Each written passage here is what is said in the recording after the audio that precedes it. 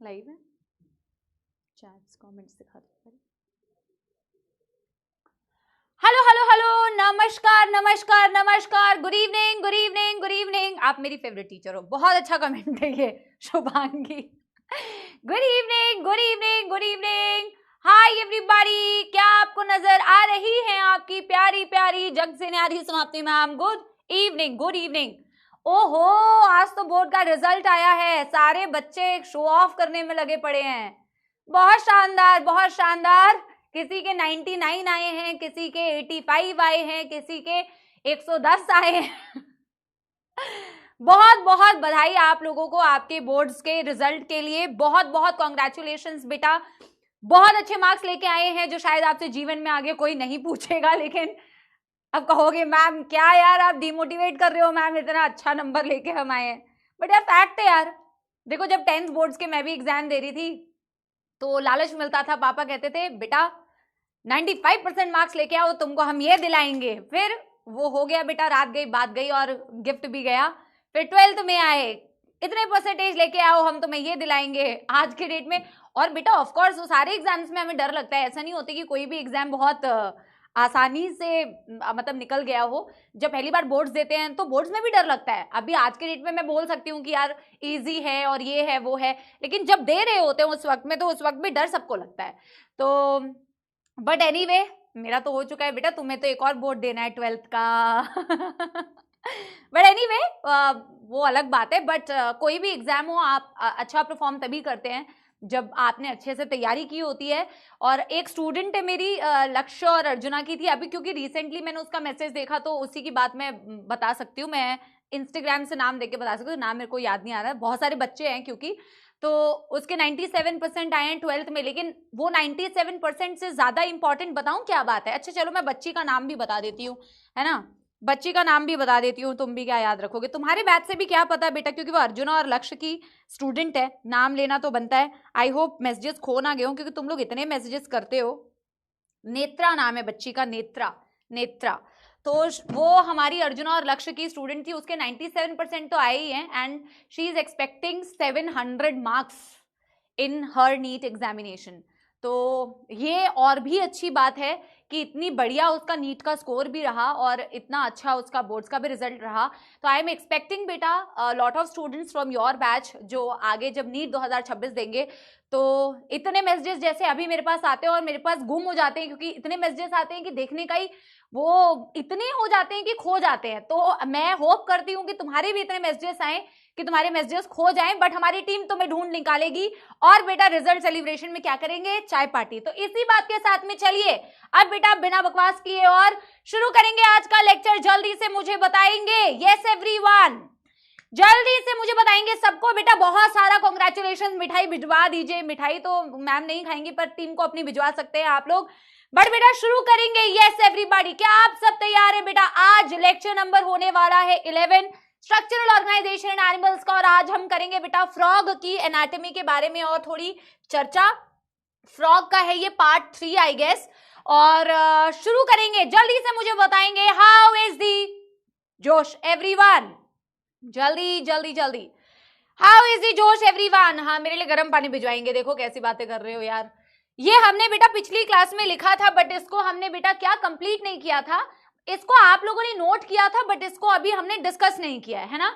तो इसी को हम सबसे पहले बेटा शुरू करेंगे। समाप्ति एक्सप्रेस में हम सबसे पहले क्या करेंगे, क्विकली रिवाइज करेंगे पहले पिछली क्लास का, और इस वाले डायग्राम का भी मैं आपको डिस्कशन अभी बता दूंगी, ठीक है। बहुत शानदार। आज मैं एक्चुअली बेटा आज मैं कहीं और हूं और कहीं और से मेरी क्लासेस हो रही है, तो एनीवे चलो यस मैम थोड़ा मोटिवेशन दे दीजिए यार। मोटिवेशन कैसी कैसी मोटिवेशन, तुम्हें रास्ते में बोल रही हूँ, ये क्लास में लेक्चर में बीच बीच में आपको मोटिवेशन दी जाएगी। ऐसे अलग से बेटा ऐसे अलग से नहीं आएगा ना, अंदर से आती है मोटिवेशन, तो अभी बीच में आएगी मोटिवेशन तो आपको मोटिवेट किया जाएगा, ठीक है। बट सेल्फ मोटिवेशन रहना चाहिए आप लोगों का। मार्क्स अच्छे लेके आओ, हमेशा मोटिवेटेड रहोगे। मार्क्स गंदे लेके आ जाओगे तो मैम कितना भी ज्ञान दे दे बेटा वो ज्ञान का कोई फायदा नहीं होगा, ठीक है। चलिए बेटा शुरू करते हैं एक बारी समाप्ति एक्सप्रेस, क्विकली रिवाइज करते हैं लास्ट क्लास का। हमने बेटा फ्रॉग के बारे में पढ़ा था, थोड़ी मॉर्फोलॉजी पढ़ी थी। मॉर्फोलॉजी का मतलब था बाहर से वो कैसा दिख रहा है, बाहर से उसकी क्या क्या प्रॉपर्टीज है। और फिर हमने देखा था बेटा एनाटॉमी। एनाटॉमी का मतलब है कि मैम उसका डाइजेस्टिव सिस्टम कैसा दिखता है। फिलहाल तो हमने डाइजेस्टिव सिस्टम ही डिस्कस किया था, लेकिन आज हमें respiratory system, circulatory system, excretory system, अंदरूनी उसके पार्ट्स के बारे में जानने की जरूरत है। यस एवरीबॉडी, चलिए बात करते हैं बेटा जब उसकी मॉर्फोलॉजी की, तो तुमने बहुत सारी बेटा चर्चाई की थी। उसका स्किन बहुत ही चिपचिपा होता है, म्यूकस से भरा होता है, लेकिन कोई वो नहीं होते, कोई स्केल्स नहीं होते जैसे तुम्हें लिजर्ड में दिखता है ना। उसकी बड़ी ही मॉइस्ट गीली गीली स्किन होती है और ऑलिव ग्रीन कलर का डॉर्सल साइड होता है, पेल येलो कलर का बेटा वेंट्रल साइड होता है, 4 लिम्स होते हैं, हाइंड लिम्स होते हैं, 4 limb with 4 digits, hind limb with 5 digits. Hind limbs में जो डिजिट्स होते हैं उसमें बेटा वेबिंग होती है और वो स्पेसिफिकली स्विमिंग में फ्रॉग को हेल्प कर रही होती है। सिंपल आईज होती हैं, ऑर्बिट में प्रेजेंट होती है और बेटा माउथ के जस्ट अबव उनके पास नॉस्ट्रिल्स होती हैं और आई के पास उनके पास फोल्ड ऑफ स्किन होती है जिसे बोला जाता है टिम्पैनम। टिम्पैनम होता है जो साउंड वेव्स को रिसीव करता है और आगे बेटा फर्दर उनकी हियरिंग में हेल्प करता है। अपन के पास क्या है, अपन के पास ऐसे वाली ईयर है। कई बच्चों ने फ्रॉग में ऐसा वाला बेटा एक्सटर्नल ईयर पिन्ना लगा के फोटो भेजी थी और इतना फनी लग रहा था वो। बट एनीवे, फिर बात करते हैं बेटा उनके फोर लिम्ब की और हाइंड लिम्ब की, तो वो उनको हॉप यानी कि लीपिंग में हेल्प करते हैं, उनको बेटा बरोइंग में हेल्प करते हैं, उनको बेटा स्विमिंग में हेल्प करते हैं, बेसिकली इन सारी चीजों में हेल्प करते हैं। हाइंड लिम्स जो होते हैं ना उनके, वो ज्यादा मस्कुलर होते हैं, तो कई देशों में उन्हें खाया भी जाता है। ठीक है जी। फिर हमने बात की थी कि सेक्सुअल डाइमॉर्फिज्म क्या एक फ्रॉग में दिखता है, तो 100% दिखता है मैम। एक मेल फ्रॉग को आप फीमेल फ्रॉग से बहुत ही क्लियरली डिस्टिंग्विश कर सकते हो, डिस्टिंग्विश कर सकते हो बेटा। ये क्या बेटा बकवास बातें तुम लोग लिखते हो, ये क्या है? मैं बोलना भी नहीं चाहती, चलो हटाओ यार। ठीक है, क्या बोलते हैं बेटा, डिस्टिंग्विश कर सकते हैं। एक मेल फ्रॉग के पास बेटा वोकल सैक्स होते हैं, मैंने दिखाई थी ना फोटो में बेटा, टर्र टर्र वाली आवाज जो तुम बोल रहे थे, फीमेल्स को अट्रैक्ट करने के लिए during the breeding season. And also males के पास एक कॉप्युलेटरी पैड होता है, कहां पे होता है, फर्स्ट डिजिट ऑफ 4 विंग्स। ठीक है, first digit of 4 wings. 4 wings क्या है, 4 लिम्ब, सॉरी यार साउंड ठीक आ रही है, एक बार चेक कर लेना। तो first digit of 4 limb, 4 wings नहीं बेटा, 4 विंग्स तो कॉकरोच में होती है ना। फिर बात करते हैं बेटा क्या, फिर बात करते हैं, अरे फिर बात करते हैं बेटा किसकी, बात करते हैं उसकी एनाटॉमी की। तो एनाटॉमी में बेटा हमने क्या स्टार्ट किया था, एनाटॉमी में फर्स्ट डिजिट ऑफ 4 लिम्ब। हाँ, एनाटॉमी में बेटा हमने क्या स्टार्ट किया था, एनाटॉमी में हमने स्टार्ट किया था डाइजेस्टिव सिस्टम। मैंने कहा था इनके पास डाइजेस्टिव सिस्टम कहाँ से शुरू हो रहा है, कहाँ खत्म हो रहा है, क्या क्या पार्ट्स हैं। सबसे पहले हमने पार्ट्स ऑफ एलिमेंट्री कैनाल देखे थे और फिर हमने देखा था बेटा पार्ट्स के बाद function of alimentary canal, digestion. आज हम करेंगे डाइजेशन कैसे होता है। तो हमने एक डायग्राम बनाया था एलिमेंट्री कैनाल को उनके समझने के लिए। एक बारी बेटा इस डायग्राम पे ध्यान दो, ठीक है। चलो इस डायग्राम को बनाने से पहले जो बच्चे बहुत ज्यादा डिमोटिवेटेड फील कर रहे हैं उनको मुझे कुछ बोलना पड़ेगा, लेकिन बेटा बात यह कि सारी चीजों का सोल्यूशन मेहनत होता है और सारी चीजों का सोल्यूशन पढ़ाई करना होता है। आप लोग मोटिवेशन मांगते रहते हैं, मैम हमें बहुत डिमोटिवेटेड फील हो रहा है, हम ऐसा कर लेंगे, हम वैसा कर लेंगे। क्या कर लोगे बेटा, आप मुझे बताओ बेटा, आप ये जो बातें लिख रहे हो इससे किसी को क्या फर्क पड़ेगा। एक किसी बच्चे ने कुछ कॉमेंट किया था, मुझे याद नहीं आ रहा कि ऐसा हो गया वैसा। मैंने कहा कि किसी को कोई फर्क नहीं पड़ता है, आपके साथ में क्या प्रॉब्लम है, आपके साथ में क्या हुआ, आपके साथ में क्या सिचुएशन थी बेटा, बाहर वालों को कोई फर्क नहीं पड़ता। मैं जेन्युइनली आपको इसको स्टार्ट करने से पहले मैं आप लोगों को बता देती हूँ, ठीक है। उससे किसी को कोई फर्क नहीं पड़ता बेटा। तुम अपना दुख सुनाते रहोगे लोगों को, तुम अपने दर्द बयां करते रहोगे बेटा, कौन कब तक सुनेगा। ठीक है, एक बार ही हो सकता है तुम्हारे साथ में जेन्युइनली कोई प्रॉब्लम हो, किसी ने तुम्हारा एक बार दुख सुन लिया। बार बार जब तुम अपने दुख सुनाते रहोगे ना, लोग कहेंगे अभी यार टाइम पास कर रहा है यार, हर वक्त इसको कुछ ना कुछ प्रॉब्लम होती है, हर वक्त कोई ना कोई बहाना बोलेंगे उसको। जेन्युइनली हो सकता है कोई किसी हेल्थ इशू की वजह से हो सकता है अच्छा परफॉर्म नहीं कर पाया, जेन्युइनली हो सकता है कि किसी कारणवश कुछ नहीं कर पाया। बट जब आप बार बार बेटा वही सेम चीज दोहराते हैं ना कि मेरी सिचुएशन खराब है मैम, मेरे साथ ऐसा हो गया मैम, वो हो गया, तो फिर बेटा आपकी बात कोई नहीं सुनेगा। आपको सिचुएशन से आपको खुद को बाहर निकालना है। आज के डेट पे तुम बोर्ड्स का कई बच्चों के बोर्ड्स में चलो अच्छे मार्क्स नहीं आए हैं, ठीक है, चलो मैंने मान लिया। पहली बात तो बेटा इट्स ओके, इट्स सिर्फ नंबर है। कल को ना तुमसे मेरे को तो याद भी नहीं होगा कि मेरे किस सब्जेक्ट में क्या मार्क्स आए हैं या मेरे किस यूनिट टेस्ट में कौन से नंबर आए। तो उस वक्त में मैं रोई पड़ी थी, मैम मेरे आधे नंबर बढ़ा दो, मैम मेरे आधे नंबर बढ़ा दो प्लीज। आज के डेट में मुझे याद भी नहीं है मैंने 10th में क्या स्कोर किया था, 11th में पता नहीं क्या नंबर आए थे। ठीक है, एक ही चीज जो हमेशा करती रही वो है मेहनत, और वो तुम्हें करनी है। तुम अपने नंबरों को लेके रोते रहोगे, कल को तुम्हारी 11th के फिर तुम रोते रोते अपना पूरा टाइम वेस्ट करो, मोटिवेट कर दो मैम ये कर दो, फिर बेटा तुम्हारे फिर से गंदे नंबर आ गए, क्या फायदा है। तो सोल्यूशन ये है कि कमेंटबाजी छोड़ के पढ़ाई करो, फोकस करो किस चीज में क्या एरर्स किए थे, क्या गलतियां की थी। आप मेरी बात समझ रहे हो। एक ही एग्जाम है उसी में इतना डिमोटिवेट हो गए, कैसे डॉक्टर बनोगे। इतना डिमोटिवेटेड बंदा डॉक्टर बन जाएगा, इतना डिमोटिवेटेड। तो बेटा इतनी छोटी छोटी चीजों से अगर हताश हो जाओगे तो लाइफ में इतनी जो टफ सिचुएशंस आएगी उसको कैसे हैंडल करोगे भाई। उस चीज के लिए अपने आप को प्रिपेयर करो। एक एग्जाम था, ठीक है, परफॉर्म अगर अच्छा हुआ तो वेल एंड गुड, अगर अच्छा नहीं कर पाए तो आगे के एग्जाम्स में फोकस करो। उसके लिए बेटा प्लीज अपना टाइम बर्बाद मत करो, ठीक है। अपने आप को सिचुएशन से निकालने की जिम्मेदारी किसी और की नहीं है, वो तुम्हारी खुद की है। बार बार कोई तुम्हारे एक्सक्यूजेस और कोई तुम्हारे बहाने नहीं सुनेगा। पढ़ाई में मन लगाओ, और अगर कमेंट्स इतने करते रहोगे तो पढ़ नहीं पाओगे, फिर आगे 11th बर्बाद करोगे, फिर 12th में जाओगे और पूछोगे मैम 11th बर्बाद हो गई है, प्लीज कोई ट्रिक बता दो। अभी फोकस करते हैं एवरीबॉडी, यस एवरीवन। चलिए जी एक बारी देखते हैं बेटा एलिमेंट्री कैनाल के इनके पार्ट्स कौन कौन से थे। एवरीबॉडी बेटा अटेंशन अटेंशन। देखो डाटा नहीं है बिल्कुल भी, बहुत प्यार से तुम्हें as a friend, as a guide, as a teacher मैं तुम्हें समझाने की कोशिश करती हूँ, और मैं समझती हूँ कि तुम मेरी बात को समझोगे, ठीक है। तो यस चलिए जी, माउथ से बेटा आप देखो एक बारी, माउथ से शुरू किया हमने एलिमेंट्री कैनाल को, फिर mouth leads to a cavity. जैसे अपन के पास होता है बकल कैविटी, वैसे इनके पास क्या होता है बेटा, बकल कैविटी होता है, ठीक है। फिर बकल कैविटी के बाद नेक्स्ट पार्ट आता है pharynx, and pharynx leads to बेटा the oesophagus. Oesophagus leads to stomach, stomach में डाइजेशन होता है कुछ पार्ट में, मैं बताऊंगी कैसे। And stomach leads to this intestine. Intestine में आपने पार्ट्स देखे ड्यूडेनम, और आपने देखा बेटा इलियम, और आपने देखा बेटा रेक्टम। रेक्टम ओपन हो रहा था एक चेंबर में, जिस चेंबर को बोलते हैं बेटा क्लोइका, और क्लोइका की ओपनिंग होती है जिसे बोला जाता है क्लोइकल अपर्चर। मैंने एग्जैक्टली इसी डायग्राम को इधर साइड में फ्लो चार्ट में लिखा था। Yes everyone, yes everyone. आप एक बारी बेटा इधर देखिए, ये जो गॉल ब्लैडर बनाया है, पैंक्रियाज बनाया है, और ये जो इसके डक्ट्स बनाए हुए हैं, ये मैं अलग से आपको अभी एक्सप्लेन करूंगी मैकेनिज्म ऑफ डाइजेशन में, कि डाइजेशन कैसे होता है, ठीक है। इसको मैं अलग से अभी बेटा आपको एक्सप्लेन करूंगी, ओके जी। यहाँ पे बेटा एक बार फ्लो चार्ट को देखिए वापस से। मैंने बार बार आपको बोला है पेपर यहीं से बनेगा, जब फिर बेटा आप कहोगे उस वक्त में मैं कमेंट्स कर रही थी और मैंने ध्यान नहीं दिया।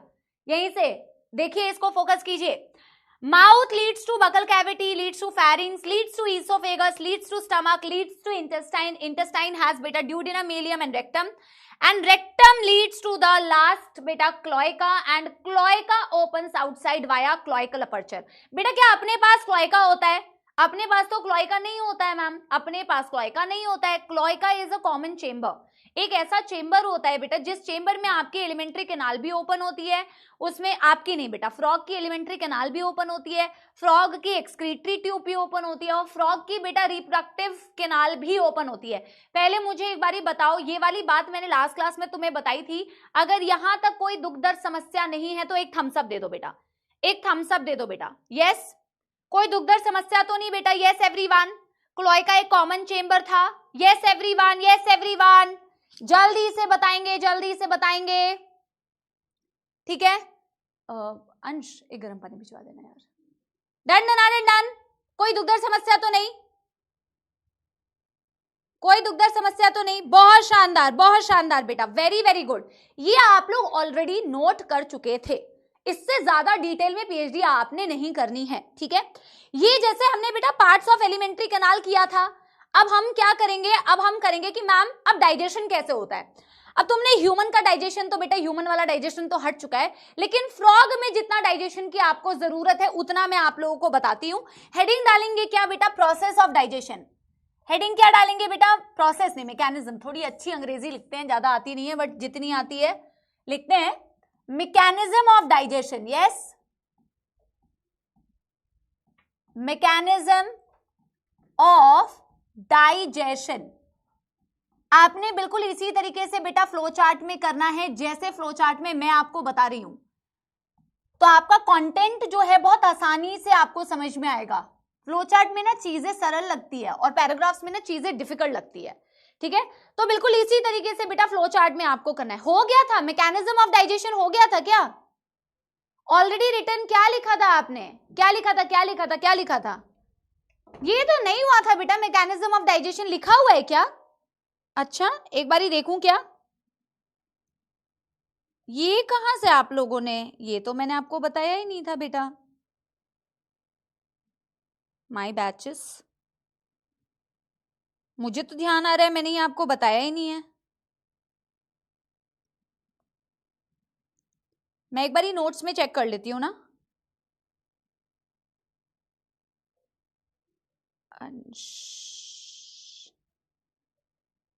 हो गया था अप टू इंटेस्टाइन, हाँ हाँ हाँ हाँ, हो गया था, हो गया था, हो गया था। एक्सप्लेनेशन बची हुई थी यार, फिर तो वो वाला पार्ट लगाना चाहिए था। अच्छा चलो चलो कोई बात नहीं। मैकेनिज्म ऑफ डाइजेशन आपने लिखा हुआ है ना बेटा, आपने लिखा हुआ है ना, आपने इंटेस्टाइन तक लिखा था, आपने लिखा था कि फूड इज गैदर्ड विद, चलो मैं वो वाली बातें आपको वापस से लिख के बता देती हूँ। आपने लिखा था बेटा food is gathered with the help of, food is gathered with the help of, मुझे ध्यान नहीं था कि आपने लिखा हुआ है। आपने फूड, आप वापस से मत लिखना, आपने किसके मदद से बेटा फूड को गैदर किया? आपने सबसे पहले लिखा था bilobed tongue. What is the meaning of bilobed tongue? तो टंग आपने कुछ ऐसा बनाया भी होगा आई थिंक, हाँ मैं देख लेती हूँ ना आपने क्या क्या बनाया हुआ है, क्या क्या नहीं बनाया, तो वो वाली चीजें हम लिख लेंगे जो आपने नहीं बनाया। ऐसे ही बेटा ये टंग के दो लोब्स होते हैं, दो पार्ट्स हो जाते हैं। सांप जैसा नहीं होता बेटा, सांप का तो बाइफिड होता है, सांप का तो ऐसा होता है। तुम अपनी बेटा एक बार ही देख लो, ठीक है, क्या बोलते हैं, बाइफिड बोलते हैं उसे, तो उसकी तो बाइफिड होती है। इसमें प्रॉपर लोब्स दिखते हैं, आपको दिख रहा है इसमें और इसमें अंतर है, तो इसके लोब्स दिख रहे होते हैं। बाई लोब्ड टंग की मदद से क्या होता है, वो फूड को गैदर करता है।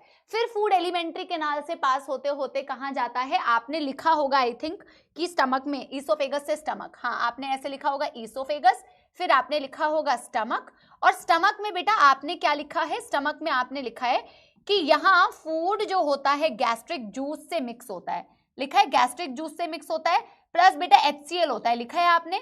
और कहा आपने कि मैम जब ये फूड स्टमक में जाके गैस्ट्रिक जूस और HCl से मिक्स होता है तो इसे क्या बोला जाता है बेटा? इसे बोला जाता है काइम। लिखा है या आप लोगों ने? यस एवरीबॉडी, यस एवरीबॉडी, लिखा है या आप लोगों ने? इसे काइम बोला जाता है, ये बात आप लोग लिख चुके हो। हाँ हाँ हो गया था, मैं रिवाइज करा रही हूँ, रिवाइज करा रही हूँ, मुझे ध्यान नहीं था ये आपने लिखा है, आपने नोन एज काइम लिखा हुआ है।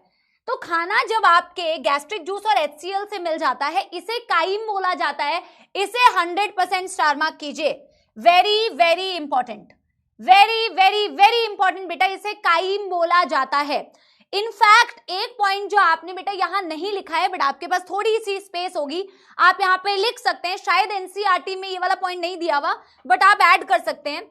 आप ये जो फ्रॉग का स्टमक है ना बेटा, स्टमक में ही प्रोटीन डाइजेशन होता है और डाइजेशन यहीं से स्टार्ट होता है। यहाँ पे प्रोटीन को डाइजेस्ट करने के लिए ना बेटा एंजाइम्स होते हैं, पेप्सिन, बट उतनी डिटेल आपको लिखने की जरूरत नहीं है क्योंकि NCERT में गिवन नहीं है। प्रोटीन डाइजेशन अकर्स, और आप ऐसे लिख सकते हो कि मैम डाइजेशन यहाँ पे स्टार्ट हुआ, इंटेस्टाइन में खत्म होता है और यहाँ स्टार्ट होता है, डाइजेशन बिगिंस, दैट्स ऑल। वैसे ही अतिरिक्त है लेकिन आप इतना लिख सकते हैं, दैट्स ऑल। ये वाला पॉइंट आपने नोट नहीं किया होगा। फिर आपने लिखा कि मैम स्टमक से फूड गया इंटेस्टाइन में, और आपने यहाँ पे लिखा होगा कि मैम यहाँ पे 3 पार्ट्स होते हैं, एक होता है ड्यूडेनम, एक होता है इलियम, और एक होता है बेटा क्या? रेक्टम। आपने लिखा होगा ऐसे मैम ड्यूडेनम, आपने लिखा होगा बेटा इलियम, और आपने लिखा होगा बेटा क्या? रेक्टम। लिखा है कि नहीं? और इसके अलावा आपने कौन कौन से पॉइंट्स लिखे हैं, कौन से छोड़ दिए, देख लेती हूं मैं एक बारी। डाइजेशन, अच्छा आपने पार्ट्स नहीं लिखे हैं, आपने पार्ट्स नहीं लिखे हैं, कोई बात नहीं, आपने पार्ट्स नहीं लिखे हैं तो कोई दिक्कत नहीं। आपने सिर्फ लिखा है कि digestion is completed here, duodenum में bile juice and pancreatic juice comes via common bile duct, bile emulsification करता है, ठीक है, आपने जो लिखा है ठीक है, ठीक है, कोई दिक्कत नहीं है। अगर आपने बेटा ये वाले पार्ट्स नहीं लिखे हैं तो कोई दिक्कत नहीं है, कोई दिक्कत नहीं है। इसीलिए ना बेटा जब टॉपिक कंटिन्यूड होता है ना तो कंटिन्यूड ही पढ़ाना चाहिए, बट कोई बात नहीं, नो प्रॉब्लम। आपने बेटा ऑलरेडी इनके पार्ट्स के नाम पार्ट ऑफ एलिमेंट्री कैनाल में लिखा है, आपने इंटेस्टाइन में लिखा होगा कि भाई यहाँ डाइजेशन कंप्लीट होता है, यहां डाइजेशन कंप्लीट होता है, राइट? आपको ये पॉइंट्स वापस से लिखना नहीं है, मैं समझाऊंगी बस आपको। Digestion completed here, digestion completed here, ठीक है। आपने ये लिखा है कि इसका एक पार्ट होता है जिसे कहते हैं बेटा ड्यूडेनम, और ड्यूडेनम में आपने ये लिखा था बच्चों कि ड्यूडेनम में बाइल जूस आ रहा होता है, ड्यूडेनम में पैंक्रियाटिक जूस भी आ रहा होता है। ये बात आपने लिखी है कि नहीं बेटा, हाँ या ना? पैंक्रियाटिक जूस भी आ रहा होता है, ये बात आपने लिखी है। और फिर आपने लिखा है बेटा कि बाइल जूस जो होता है इसका काम होता है इमल्सिफिकेशन ऑफ फैट्स, लिखा है इमल्सिफिकेशन ऑफ फैट्स। और आपने पैंक्रियाटिक जूस में लिखा होगा इमल्सिफिकेशन, और आपने बेटा पैंक्रियाटिक जूस में लिखा होगा कि पैंक्रियाटिक जूस की मदद से आप कर रहे होते हो प्रोटीन एंड कार्बोहाइड्रेट डाइजेशन, लिखा है कि नहीं? Protein plus carbohydrate digestion, right? लेकिन मैम ड्यूडेनम के अंदर बाइल जूस और ड्यूडेनम के अंदर पैंक्रियाटिक जूस कैसे आया, इसको थोड़ा सा मैं आपको समझाती हूं। आपने बेटा देखा कि भैया फूड आपने बाइल ऑफ टंग की मदद से गैदर किया, इसोफेगस से होता हुआ स्टमक में आया, स्टमक में बेटा गैस्ट्रिक जूस है और स्टमक में HCl है, उसके साथ में खाना मिक्स हो गया, उससे तुमने काइम बोला, उससे तुमने क्या बोला? काइम बोला। मैम स्टमक में देखा जाए ना फ्रॉग के, वहां डाइजेशन स्टार्ट हो जाती है, डाइजेशन स्टार्ट हो जाती है, कुछ प्रोटीन की डाइजेशन हो जाती है, प्रोटीन डाइजेस्टिंग एंजाइम्स होते हैं, पेप्सिन बोलते हैं एक्चुअल में। फिर अपन गए बेटा इंटेस्टाइन में, इंटेस्टाइन में डाइजेशन कंप्लीट होती है, इंटेस्टाइन के ड्यूडेनम वाले पार्ट में मैम बाइल जूस भी आ रहा होता है, मैम पैंक्रियास का भी जूस आ रहा होता है। कैसे आ रहा होता है उस चीज को थोड़ा सा डायग्राम से समझते हैं, ठीक है। बाइल की मदद से तुमने लिखा है emulsification of fats. What is the meaning of emulsification, कोई मुझे बताएगा? What is the meaning of emulsification, कोई मुझे बताएगा? बाकी पैंक्रियाटिक जूस में ऑब्वियस सी बात है, अगर तुम लिख रहे हो कि पैंक्रियाटिक एंजाइम्स की मदद से प्रोटीन और कार्बोहाइड्रेट डाइजेस्ट हो रहे हैं, तो obviously ma'am protein digesting enzymes रहे होंगे और कार्बोहाइड्रेट डाइजेस्टिंग एंजाइम रहे होंगे, इसमें तो कोई रॉकेट साइंस नहीं है भाई।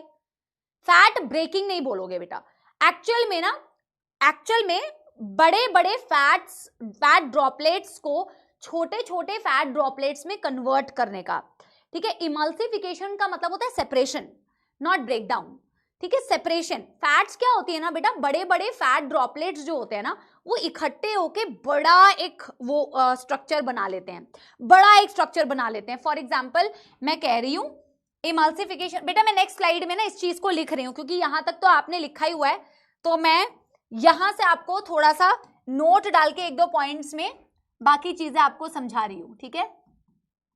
एक्चुअल में इमल्सिफिकेशन का मतलब ब्रेक डाउन नहीं होता है, वो तो डाइजेशन हो गया। डाइजेशन का मतलब क्या होता है? डाइजेशन का मतलब होता है तोड़ना चीजों को।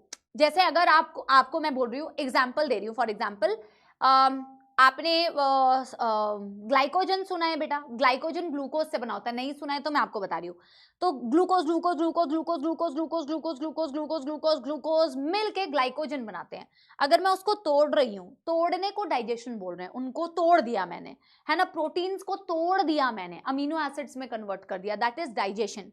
जब मैं बात कर रही हूँ बेटा इमल्सिफिकेशन, तो emulsification is converting the big fat droplet into small fat droplets। big fat droplets मतलब जो इकट्ठे होके एक बड़ा एग्रीगेट, बड़ा फैट का एक गोला बनाए हुए, उनको दूर दूर करने का काम। ऐसा तुम बेटा सोप फॉर्मेशन में भी पढ़ते हो कि नहीं? पढ़ते हो कि नहीं बेटा? Emulsification of fats, micelle formation, शायद तुमने 9th या 10th में कहीं पढ़ा हुआ है। इमल्सिफिकेशन ऑफ फैट्स जो तुम्हारे किसकी मदद से हो रहा है? बाइल की मदद से हो रहा है। इसका मतलब होता है large fat droplet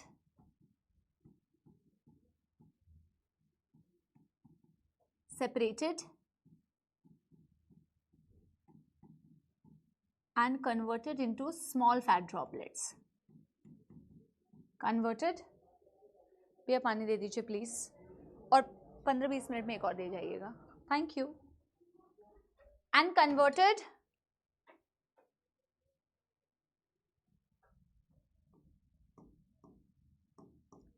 converted into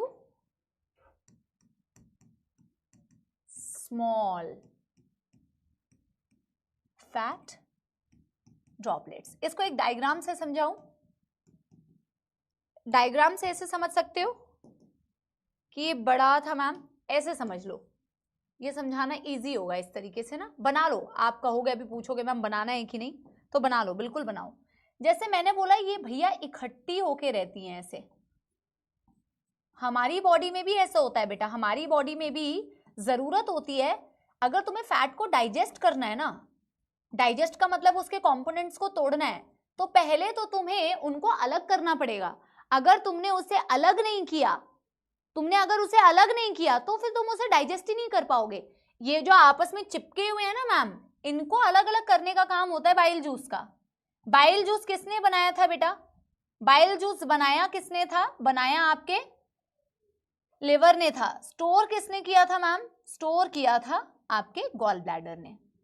कोई दुखदार समस्या बेटा? ये बड़ा फैट का ड्रॉपलेट है, जो इकट्ठी हुई सारी ड्रॉपलेट्स हैं, इसको तुमने दूर दूर कर दिया, ऐसे अलग कर दिया, this is emulsification of fat. Very good, शानदार बेटा, very very good. Mechanism of digestion के नीचे ही बेटा आप नोट डाल के लिखो। अब आपको ये बात समझनी है कि मैम आपने जो वो बात बोली थी ना कि यार ड्यूडेनम के अंदर बाइल जूस भी आ रहा है, ड्यूडेनम के अंदर मैम पैंक्रियाटिक जूस भी आ रहा है, आ कैसे रहा है मैम ड्यूडेनम के अंदर? तो जो तुमने वो डायग्राम बनाया था ना बेटा, उस डायग्राम को, और इसे बनाना है बेटा, वापस से बनाना है। इस डायग्राम को तुम वापस से बनाओ, इस डायग्राम को तुम वापस से बनाओ। इसमें आपको समझना पड़ेगा, जैसे ये गॉल ब्लैडर है और ये गॉल ब्लैडर की डक्ट है, ये गॉल ब्लैडर है, ये गॉल ब्लैडर की डक्ट है, और ये समझना बेटा ये क्या है? ये मैम पैंक्रियाज है, ये मैम समझना पैंक्रियाज है, और ये पैंक्रियाज की डक्ट है, ठीक है। और मैम ये समझना ये आपकी ड्यूडेनम, हमने आपकी नहीं फ्रॉग की, ये फ्रॉग की ड्यूडेनम दिखाई हुई है। अब इसमें बेटा ये ओपन हो रहा है, समझो इस डायग्राम को, बिल्कुल बिल्कुल डिटेल में बड़ा बड़ा बनाया हुआ है, ठीक है। देखो समझो बेटा इसे जरा, ये है तुम्हारा गॉल ब्लैडर, ये है गॉल ब्लैडर। गॉल ब्लैडर में क्या स्टोर हो रहा है मैम? बाइल जूस स्टोर हो रहा है कि नहीं? अपने भी गॉल ब्लैडर में बाइल जूस स्टोर होता है।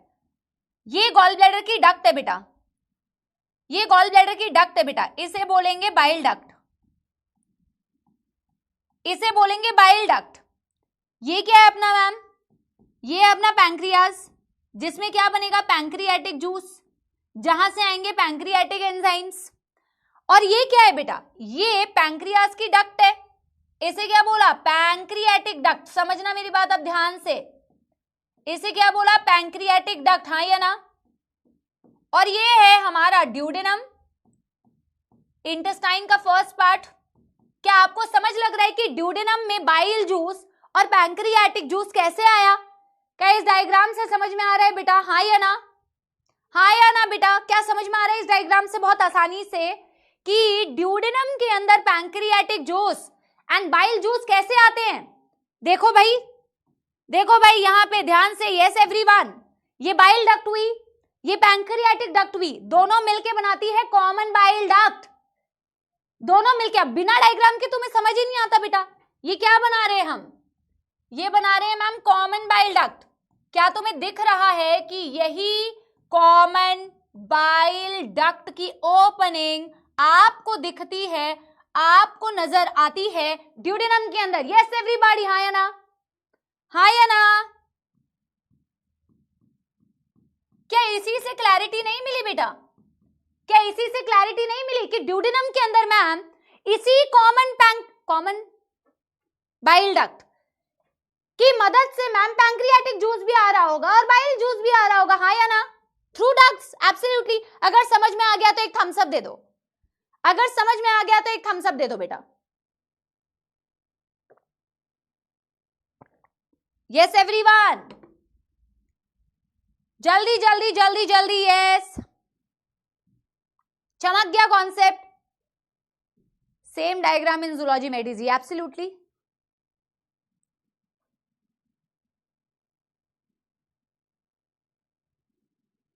पक्की बात बेटा? मैकेनिज्म ऑफ डाइजेशन में तुम्हें इतना ही याद रखना है, मैं वापस से इस चीज को वापस से आपको रिवाइज कराती हूं। मैम बाइलोब्ड टंग की मदद से फूड गैदर किया, ईसोफेगस से होता हुआ स्टमक में गया, स्टमक में मैम गैस्ट्रिक जूस था, HCl था, प्रोटीन डाइजेस्टिंग एंजाइम्स थे। बेसिकली गैस्ट्रिक जूस के साथ जब तुम्हारा बेटा ये फूड मिक्स हो जाता है तो उस कंपोनेंट को बोला जाता है काइम। उसे क्या बोला जाता है? काइम। यहां डाइजेशन बिगन हो गया, डाइजेशन स्टार्ट हो गई, फिर फूड कहां गया बेटा? पार्शियली डाइजेस्टेड, कंप्लीट तो डाइजेशन हुआ नहीं, पार्शियली मतलब आधा अधूरा डाइजेस्टेड फूड गया तुम्हारे इंटेस्टाइन के अंदर। इंटेस्टाइन में बेटा क्या आ रहा था? इंटेस्टाइन में आ रहा था मैम गॉल ब्लैडर में स्टोर्ड बाइल जूस। कहां से आ रहा है बेटा? इसकी ये बाइल डक्ट है, और बाइल डक्ट आगे जाके पैंक्रियास से निकलने वाली पैंक्रियाटिक डक्ट से मिल जाती है, जुड़ जाती है, दोनों मिलके बनाती है कॉमन बाइल डक्ट जो तुम्हें पिंक कलर से दिख रहा है। तो मैम इसी कॉमन बाइल डक्ट से पैंक्रियाटिक जूस भी आया, इसी कॉमन बाइल डक्ट से मैम बाइल जूस भी आया, और ड्यूडेनम के अंदर आपको फिर पैंक्रियाटिक जूस के enzymes protein digestion, carbohydrate digestion करते हुए दिख रहे होंगे, और बाइल आपकी इमल्सिफिकेशन करते हुए आपको दिख रहा होगा। ठीक है जी? सो दिस इज एनसीईआरटी का मैकेनिज्म ऑफ डाइजेशन। इससे ज्यादा अगर करोगे कोई फायदा नहीं होगा, इतना ही याद रखना है। ठीक है जी? अब मैम डाइजेशन तो हो गया बेटा, डाइजेशन के बाद क्या होता है? डाइजेशन के बाद क्या होता है आप मुझे बताइए। डाइजेशन का मतलब तुमने कंपोनेंट्स को तोड़ दिया। भाई तुम्हें एनर्जी कब मिलेगी, या फ्रॉग को एनर्जी कब मिलेगी? जब तुम चीजों को यूटिलाइज करोगे। यूटिलाइज करने के लिए एब्जॉर्ब करना पड़ता है। Yes yes everybody. तो जो डाइजेशन तुमने किया, डाइजेशन के बाद जो प्रोडक्ट्स बने उनको एब्जॉर्ब करना होता है। और एब्जॉर्प्शन कहां होती है मैम? एब्जॉर्प्शन होती है इंटेस्टाइन के अंदर। एब्जॉर्प्शन होती है इंटेस्टाइन के अंदर। Very good.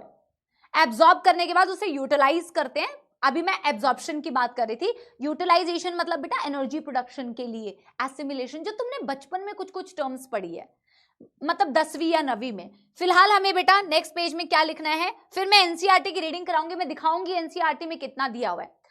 तो बेसिकली मैं कह रही हूं एब्जॉर्प्शन हो रहा है मैम। हमने मैकेनिज्म ऑफ डाइजेशन तो कर लिया, फिर हम बेटा इंटेस्टाइन में इनके पास भी क्या होंगे जैसे हमारे पास होते हैं। बेटा हमारी इंटेस्टाइन में क्यों एब्जॉर्प्शन होता है? क्योंकि हमारी very good villi and microvilli, villi and microvilli की मदद से, मतलब फिंगर लाइक प्रोजेक्शंस होते हैं। अभी मैं तुम्हें समझाती हूं क्योंकि अक्सर बच्चों को ये कंफ्यूजन होती है विलाई क्या होती है और माइक्रोविलाई क्या होती है। हालांकि ये सिर्फ तुम्हारे कॉन्सेप्ट को स्ट्रॉन्ग करने के लिए है। डिफरेंस एनसीईआरटी में दिया नहीं हुआ है कि what is the difference between a villi and microvilli, but you should know it. आपको पता होना चाहिए कॉन्सेप्ट बिल्डिंग के लिए कि क्या विलाई और माइक्रोविलाई सेम होती है या डिफरेंट होती है। ठीक है? तो एब्जॉर्प्शन का पहले तो मैं एक मतलब लिख देती हूं।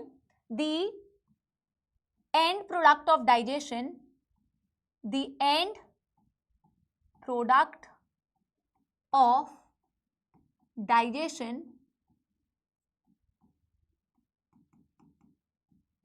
is finally absorbed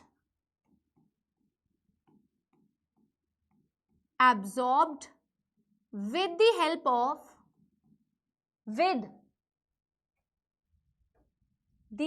of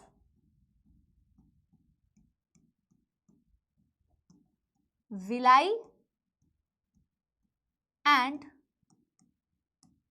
microvilli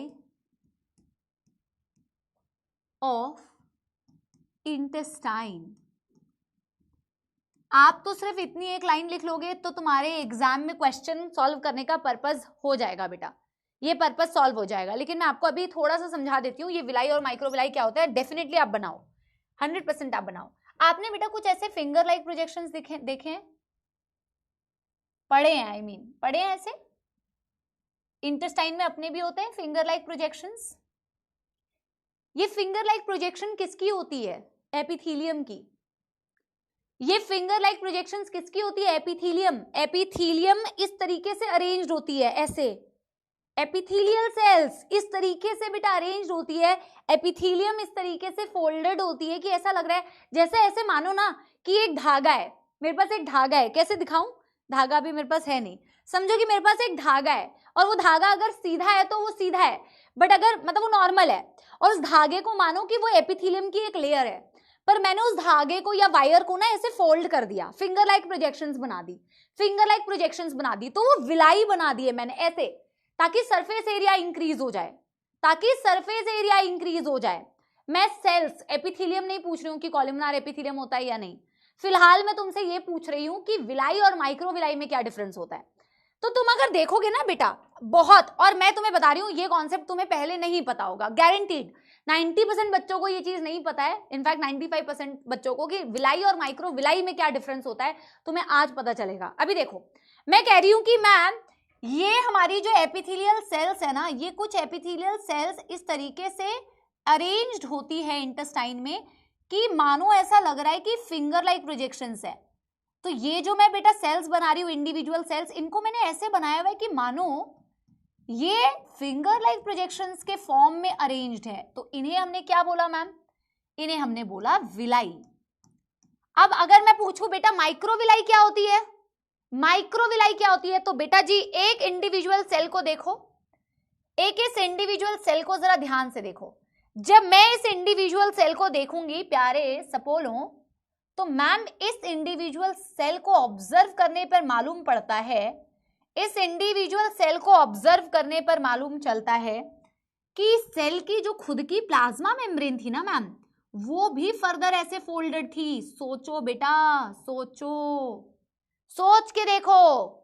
yes everyone, yes everyone, ये माइक्रोविलाई होती है। माइक्रोविलाई इज एक्चुअली जो इंडिविजुअल सेल्स है ना बेटा, उन सेल्स की प्लाज्मा मेम्ब्रेन जब फोल्ड हो जाती है, सेल्स प्लाज्मा मेम्ब्रेन फोल्डेड, तो वो माइक्रोविलाई बनाती है। समझ में आ रही है बेटा? Yes everyone. तो ऑलरेडी वो खुद जब प्रेजेंट थी तो खुद ऐसे प्रेजेंट थी कि फिंगर लाइक प्रोजेक्शंस थी, खुद ऐसे प्रेजेंट थी कि मानो फिंगर लाइक प्रोजेक्शंस है। ऑलरेडी सरफेस एरिया बढ़ाया और उसको एनहांस करने के लिए इंडिविजुअल सेल को जब ऑब्जर्व करते हो तो इस इंडिविजुअल सेल की प्लाज्मा मेम्ब्रेन भी फोल्डेड होती है। हाँ या ना? हाँ या ना एवरीबॉडी? और समझ लग गया तो एक दिल बना दो। और इसकी बेटा सिर्फ कॉन्सेप्ट बिल्डिंग के लिए जरूरत है, ये एनसीईआरटी में ड्राइंग नहीं बनाई हुई, ये तुम्हारी कॉन्सेप्ट के लिए। कल को तुम्हें पूछे विलाई माइक्रो विलाई में डिफरेंस तो तुम्हें पता होना चाहिए, बाकी किसी चीज के लिए ये नहीं है। हाँ या ना? हाँ या ना? तो मैम इंटेस्टाइन में क्योंकि ये विलाई माइक्रो विलाई होते हैं मैम, एब्जॉर्प्शन हो जाता है, एब्जॉर्प्शन हो जाता है, फिर मैम यूटिलाइजेशन हो जाता है एंड प्रोडक्ट का और एनर्जी ऑफ कोर्स। लेकिन उसका क्या होगा मैम, जो अनडाइजेस्टेड अनएब्जॉर्ब्ड फूड है, अनडाइजेस्टेड अनएब्जॉर्ब्ड फूड का क्या होगा मैम? वो एलिमिनेट होगी बॉडी से। अनडाइजेस्टेड अनएब्जॉर्ब्ड, जिसे फूड नहीं बोलेंगे अब, उसे तुम बोलोगे फीकल मैटर। उस अनडाइजेस्टेड अनएब्जॉर्ब फूड को आप एलिमिनेट करोगे from the rectum to the cloaca to the outside via cloacal aperture, that's it. ठीक है, तो हम लिखेंगे कि भाई ये तो हो गया, ये तो हो गया मैम। अब बात करते इजेशन, और ये एक्सक्रीशन बिल्कुल भी नहीं है, एक्सक्रीटरी प्रोडक्ट अलग है, एक्सक्रीशन अलग है, एक्सक्रीशन अलग है। नाइट्रोजनस वेस्ट के बारे में मैं बताऊंगी। ये देखो लिख दिया ना किसी बच्चे ने एक्सक्रीशन, मुझे पता था, मुझे पता था एक्सक्रीशन लिखोगे। भाई एक्सक्रीशन नहीं है, इसे इजेशन बोलते हैं। इजेशन अनडाइजेस्टेड अनएब्जॉर्ब, जिसे पूप बोलते हो आम भाषा में, है ना, उसे बाहर निकालने को बोलते हो इजेशन। नाइट्रोजनस वेस्ट को जब बॉडी से एलिमिनेट करते हो, जैसे तुम भी कर रहे होते हो urine, that is excretory product, excretion उसे कहते हो, है ना। बहुत सारे नाइट्रोजनस वेस्ट बॉडी में बन जाते हैं, उनको एलिमिनेट करना, इसको नहीं, अनडाइजेस्टेड वाले को इजेशन बोलते हैं। बहुत सिली मिस्टेक करते हो ये। यस, तो यहां पे हम लिखेंगे आफ्टर यूटिलाइजेशन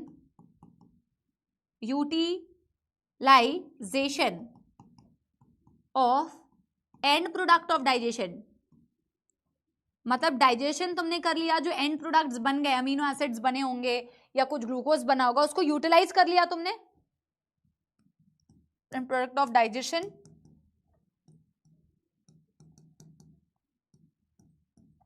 जिसे एसिमिलेशन भी बोलते हैं। एसिमिलेशन यहां पे एनसीईआरटी में नहीं दिया हुआ।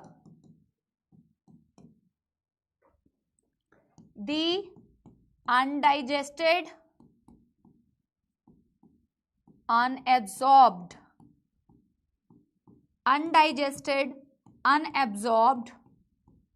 fecal matter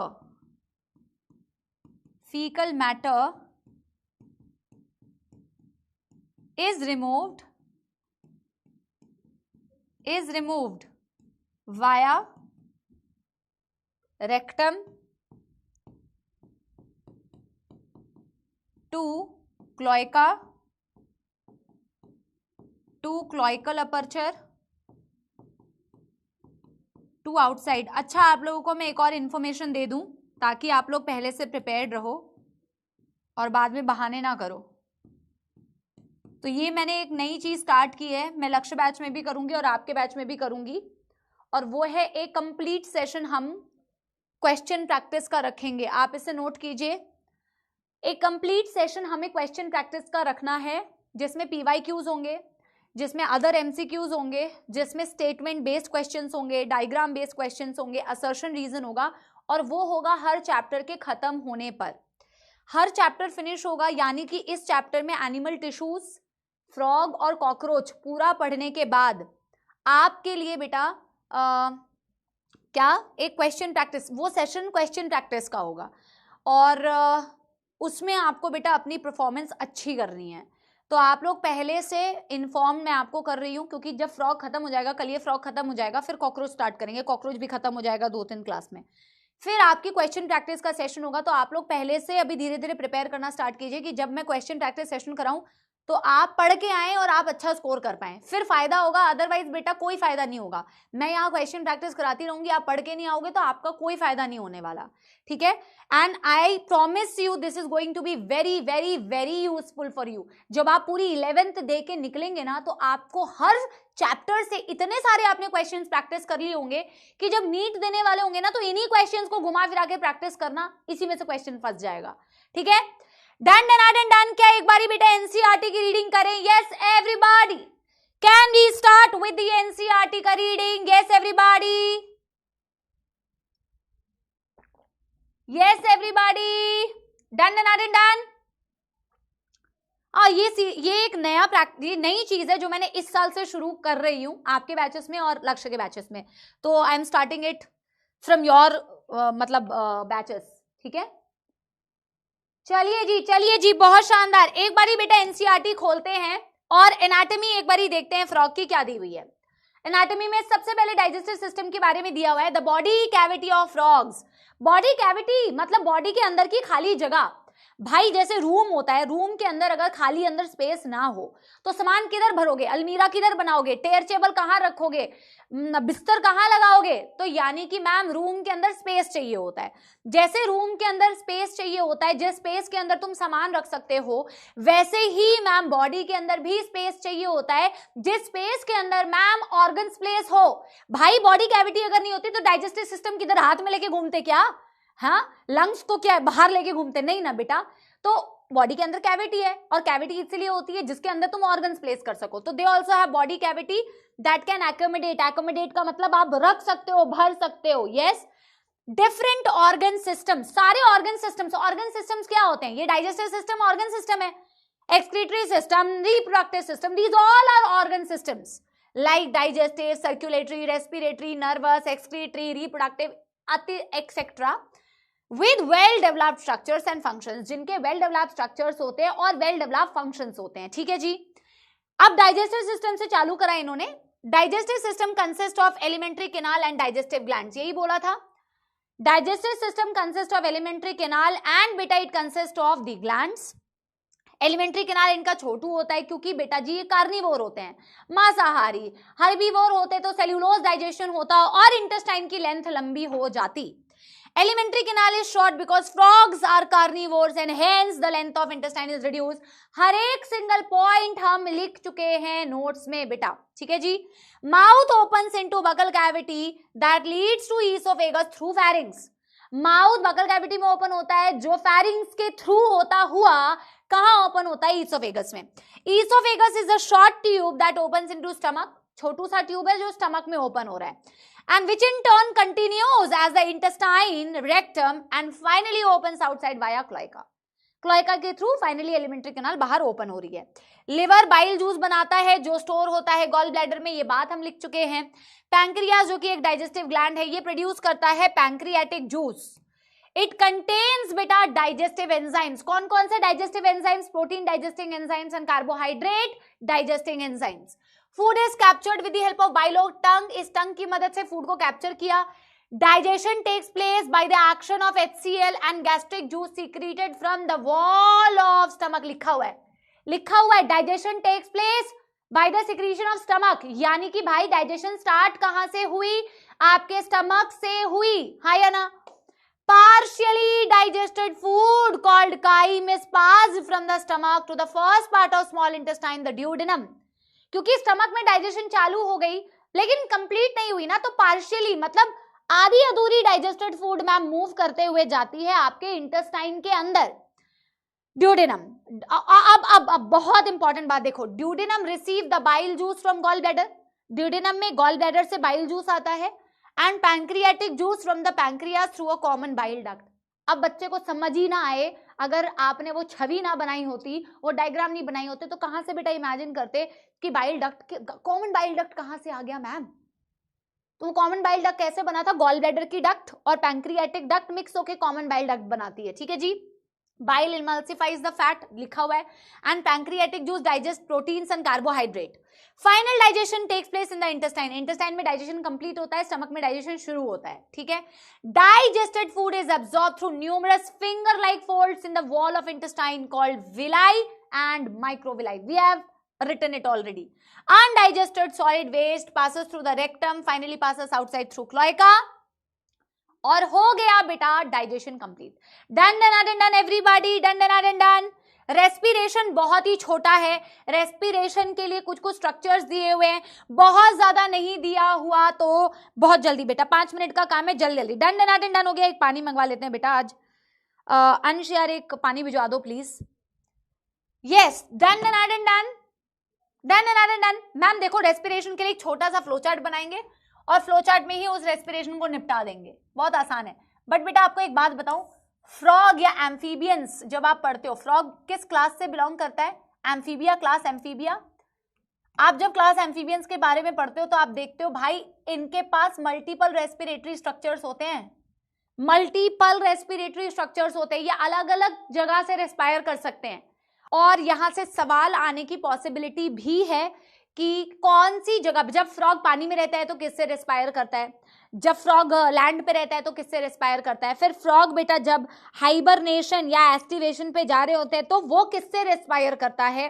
डायरेक्ट क्वेश्चन आएगा, डायरेक्ट क्वेश्चन। एक तो मेरी आंख में ना बेटा तब से कुछ गया हुआ है और मुझे समझ नहीं आ रहा एक्चुअली, अब बेटा खुद से देखना तो पॉसिबल भी नहीं होता। एनीवे, तो हम बेटा इसे एक फ्लो चार्ट में ही बनाएंगे, इसे एक फ्लो चार्ट में ही बनाएंगे। तो इन वाटर ये क्या कर रही हैं या क्या कर रहे हैं? ऑन लैंड ये क्या कर रहे हैं? एंड ड्यूरिंग हाइबरनेशन, हाइबरनेशन का क्या मतलब था प्यारे बालकों? And aestivation, sleep, summer sleep and winter sleep, hibernation winter sleep, aestivation summer sleep. इस वक्त में वो कैसे रेस्पायर कर रहे हैं? तो सबसे पहले तो मैं आपको बता देती हूं, याद रखने का सबसे सहज तरीका क्या है। याद रखने का सबसे सहज तरीका क्या है, सबसे सिंपल तरीका क्या है जिससे आपके क्वेश्चंस गलत ना हो? Cutaneous respiration,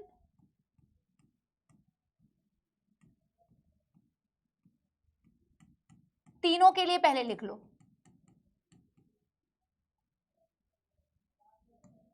cutaneous respiration.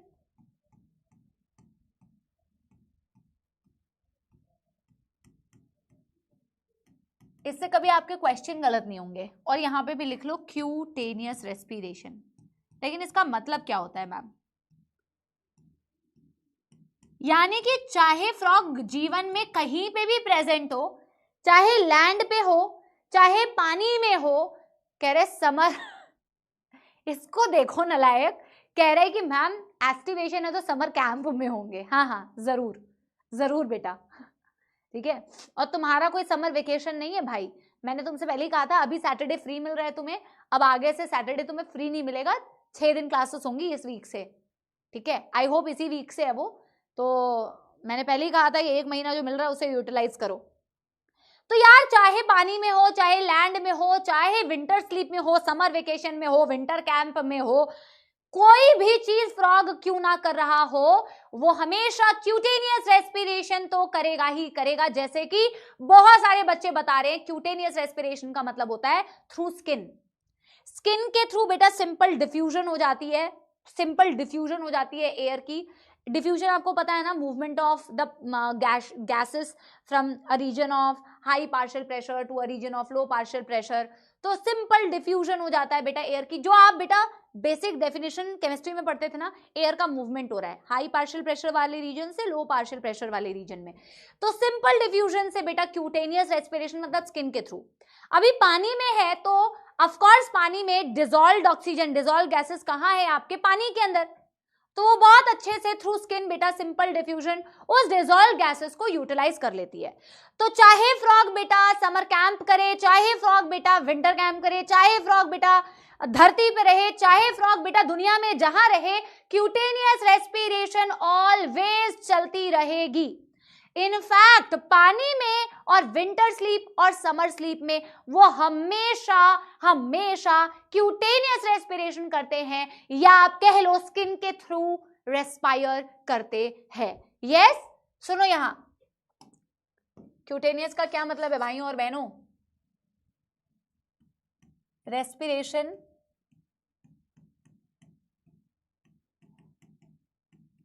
Through.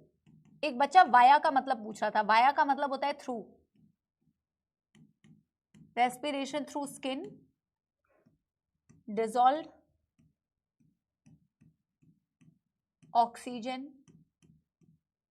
In water is utilized by simple diffusion. By simple diffusion. लेकिन मैम अभी तो आप बता रहे थे, यस अभी तो दे हैव नॉस्ट्रल्स, और नॉस्ट्रल्स का भी बेटा डेफिनेटली यूज करेंगे, ये बिल्कुल करेंगे कि मैम ये तो मल्टीपल रेस्पिरेटरी स्ट्रक्चर्स का यूज करता है, बाकी लोग नहीं करते हैं, बट ये भाई साहब करते हैं, ठीक है भैया। 15-20 मिनट के बाद एक और दे जाइएगा प्लीज, ये ग्लासेस ले जाइए आप, कोई नहीं। ये भी गर्म पानी है, ठीक है धन्यवाद। यस एवरीबॉडी, क्या बोल रही थी मैं? क्यूटेनियस रेस्पिरेशन यानी कि सिंपल डिफ्यूजन से बेटा स्किन के थ्रू।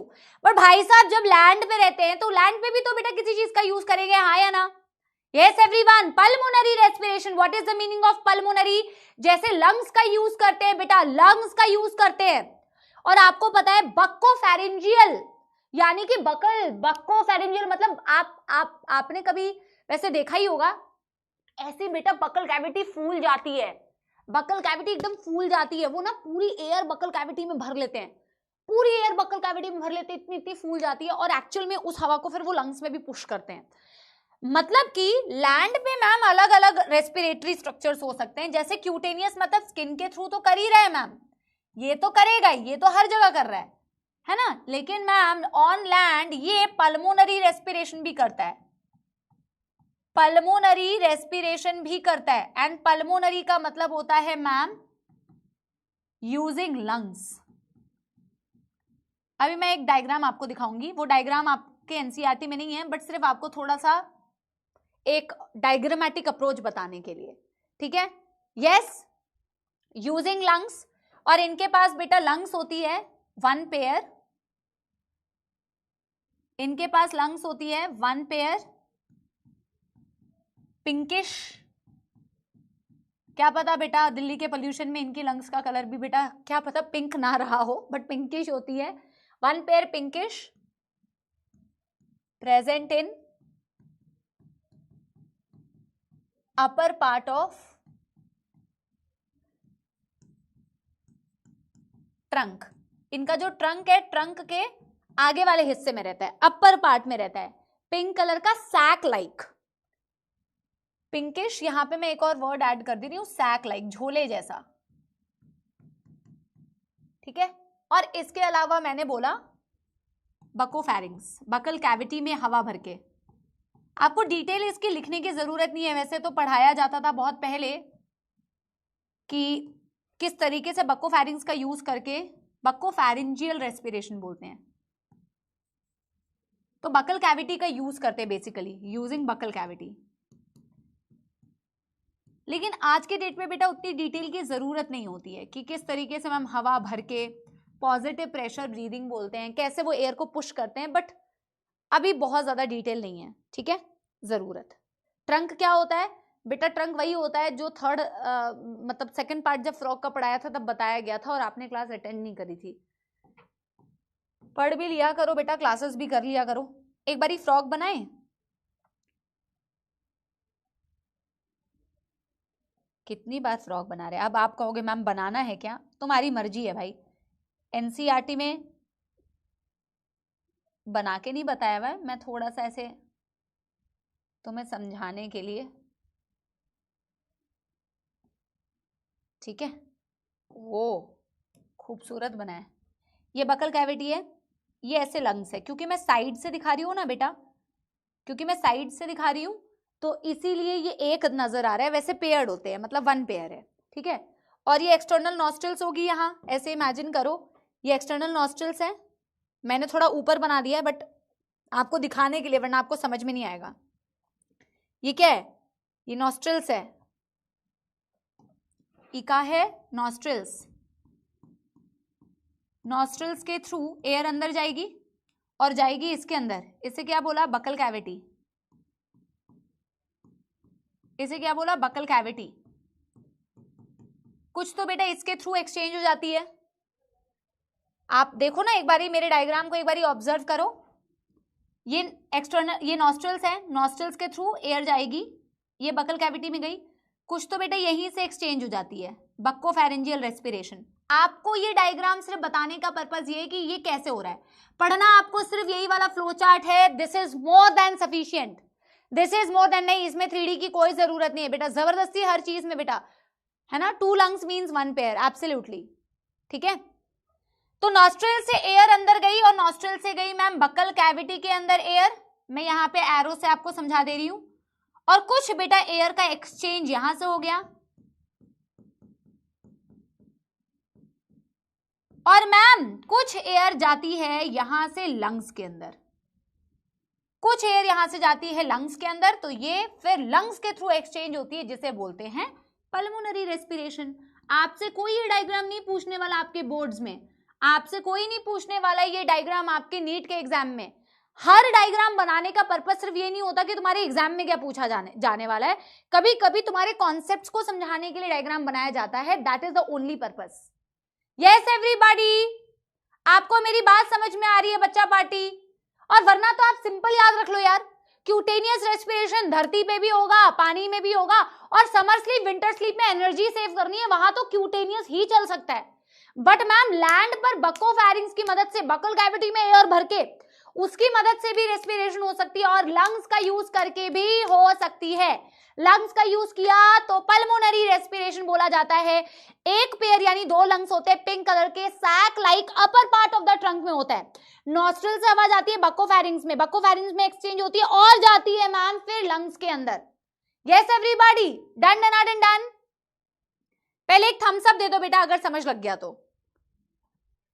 थम्स अप दे दो अगर समझ लग गया तो। इतना ही है, इतना ही है। गिल सब एक बच्चा पूछ रहा है,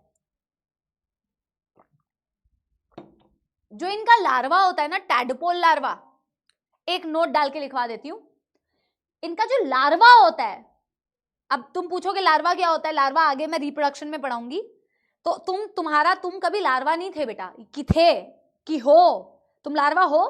पहले हाँ या ना जवाब दो। आधे बच्चे कहेंगे यस मैम हम भी लार्वा थे ना मैम मम्मी के यूट्रस के अंदर। तुम लार्वा कभी नहीं थे बेटा, लार्वा अलग होता है, ठीक है। तो इनकी डेवलपमेंट आप पढ़ोगे, इनडायरेक्ट डेवलपमेंट, वो चर्चा मैं आगे करूंगी, बट तुमने पूछा तो मैं बता दे रही हूँ।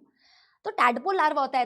तुमने कभी पानी में अगर देखा होगा ना, ऐसा लगता है कि काले रंग का होता है, ऐसा ऐसा दिखता है, बिल्कुल ऐसे लगता है छोटी सी मछली जैसा है, बिल्कुल छोटे छोटे से ब्लैक कलर के ऐसे दिखते हैं, टैडपोल लार्वा बोलते हैं।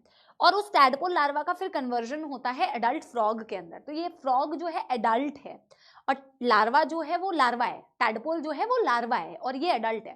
तो वो टैडपोल लार्वा जो होता है ना बेटा, वो गिल्स का यूज करता है, ठीक है, वो गिल्स का यूज करता है। हाँ जी, ठीक है, चलो डन डन डन डन। वो मैं नोट डाल के लिखवा देती हूँ तुम्हें, एक नोट डाल के लिखवा दे रही हूँ।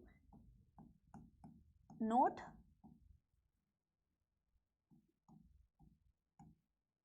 tadpole larva uses gills for respiration.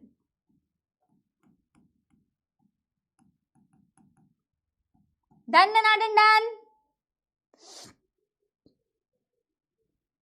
Done done done done. बहुत शानदार, बहुत शानदार, ठीक है। एक बारी बेटा इसकी एनसीईआरटी की रीडिंग कराती हूँ, फिर स्टार्ट करते हैं सर्कुलेटरी सिस्टम। अपना दिमाग बिल्कुल बेटा अभी तक अगर आप सही चला रहे हो तो बिल्कुल अच्छी बात है, लेकिन सर्कुलेटरी सिस्टम में अगेन डायग्राम्स बनाने बहुत ज्यादा इंपॉर्टेंट है। एनसीईआरटी में डायग्राम्स नहीं दिए हुए, बट बिना डायग्राम के समझना बहुत मुश्किल है। और आपको मैं प्रॉमिस करती हूँ, मैंने आप लोगों को वैसे एनसीईआरटी की रीडिंग छोड़ी हुई थी, पता नहीं तुम लोग पढ़ते हो कि नहीं पढ़ते हो, ठीक है, बट अगर तुम सिर्फ एनसीईआरटी से पढ़ो ना तो तुम्हें वो समझ ही नहीं आएगा उसके चेंबर्स के बारे में जो बताया हुआ है। ये कहाँ पे प्रेजेंट होता है मैम, यहाँ पे कैसे प्रेजेंट होता है मैम, ब्लड यहाँ से कैसे जाता है मैम, ब्लड वहां पे कैसे पहुंचता है, उसके लिए तुम्हें डायग्राम की हेल्प की जरूरत पड़ेगी। कोई तुमसे डायग्राम नीट में नहीं पूछेगा, कोई तुमसे डायग्राम बेटा इसमें भी नहीं पूछेगा बोर्ड्स में, बट तुम्हें या तो रट्टोफाई कर लो, रट्टाफिकेशन, रट्टू तोता आधे लोग जो करते हैं, रट्टा रट्टा रट्टा रट्टा, और या तो कॉन्सेप्ट समझो। कॉन्सेप्ट समझोगे तो भूलोगे नहीं, फील कर पाओगे टॉपिक को। सिर्फ देख देख के बेटा ऐसे नहीं बनोगे, फील कर पाओगे, मजा आएगा पढ़ने में, और मजा आना चाहिए पढ़ने में। यस एवरीवन, मतलब वो रगों में बहना चाहिए तुम्हारे topic. Yes everybody, done done done done. चलिए जी, चलिए चलिए चलिए, एक बारी बेटा हम क्या करते हैं, फ्रॉग के क्या एक बारी रेस्पिरेशन के बारे में पढ़ते हैं। It respires on land and in water by two different methods. In water skin act as aquatic respiratory organ, जिसे बोला जाता है क्यूटेनियस रेस्पिरेशन। बोला पानी के अंदर ma'am skin as a aquatic, पानी में as a respiratory organ act करता है। Dissolved oxygen is water in water is exchange through the skin by diffusion. Diffusion का मतलब अगर अर्थ नहीं पता तो यहीं पे लिख लो, movement of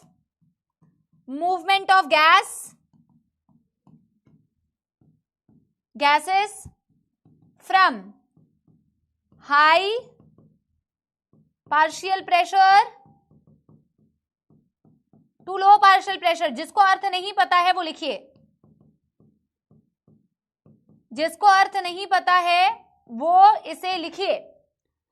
On land, buccal cavity, skin and lungs act as respiratory organs. सिर्फ इतनी सी बात लिखी हुई है, सोचो। The respiration by lung is called as pulmonary respiration. NCERT में जो बात लिखी होती है पेपर में भी वही देते हैं, पूछेंगे लंग्स के थ्रू रेस्पिरेशन को क्या बोला जाता है, ठीक है जी, पल्मोनरी रेस्पिरेशन बोला जाता है। लंग्स आर पेयर, पेयर मतलब वन पेयर मतलब भाई दो, two in number. Elongated pink colour sac like structure, सारी बातें लिखी है, पिंक कलर की होती है, सैक लाइक होती है, एंड अपर पार्ट में प्रेजेंट होती है। Present in the upper part of the trunk reason, thorax. वैसे तो इसमें थोरैक्स बोलना गलत बात है, क्योंकि भाई इनके पास ऐसे, कॉकरोच में तुम पढ़ते हो body is divided into head, thorax and abdomen. इनका ऐसा कोई केस नहीं है, बट इन्होंने ब्रैकेट में थोरैक्स लिख दिया, कोई दिक्कत नहीं है।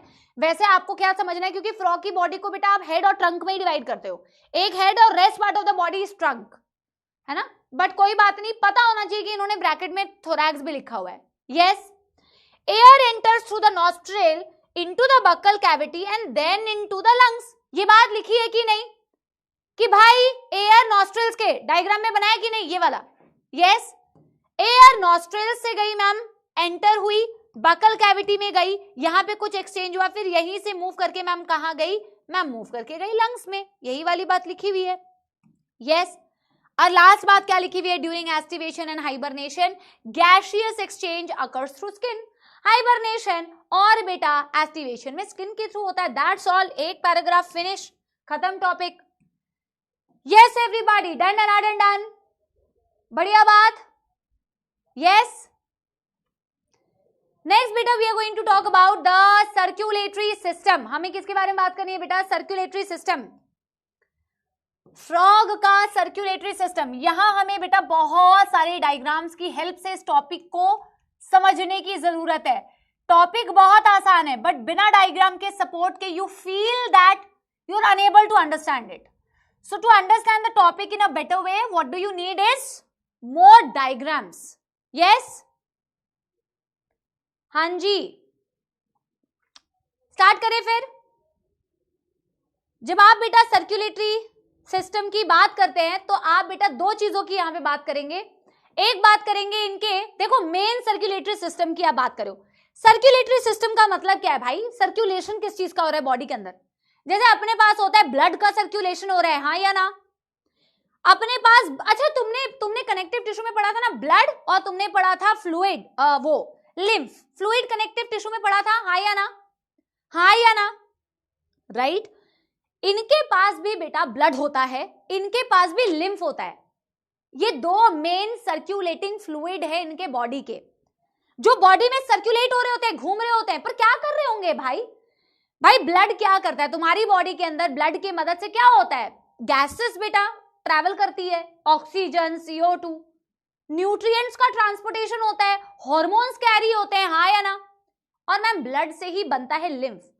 देखो मैंने तुमसे कहा था ह्यूमन से रिलेटेड है। अब तुमने 9th और 10th में कितनी पढ़ाई की है अभी थोड़ी सी चेक होगी वो, तो अभी तुमसे पूछूंगी कुछ कुछ चीजों के नाम, देखूंगी तुमने कितना पढ़ाई किया है और तुम कितना पढ़ के आए हो यहाँ, देखते हैं एक बारी, ठीक है। जब मैं सर्कुलेटरी सिस्टम की बात कर रही हूं तो मेरे को मेनली दो सर्कुलेशंस के बारे में डिस्कस करना है यहाँ।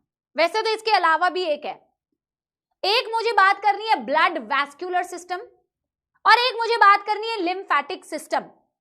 तो तुम्हें नाम से समझ में आ रहा होगा कि जब मैं ब्लड वैस्कुलर सिस्टम बात कर रही हूं तो उसमें किस फ्लूइड की बात कर रही हूं, और जब मैं लिम्फेटिक सिस्टम की बात कर रही हूं तो मैं किस चीज की बात, कौन से फ्लूइड की बात कर रही हूं। यानी कि मैम सर्कुलेटरी सिस्टम में mainly I have to discuss two things here. Number one, I have to discuss blood vascular system, एक ब्लड वैस्कुलर सिस्टम, और मैम एक आपने डिस्कस करना है लिम्फेटिक सिस्टम।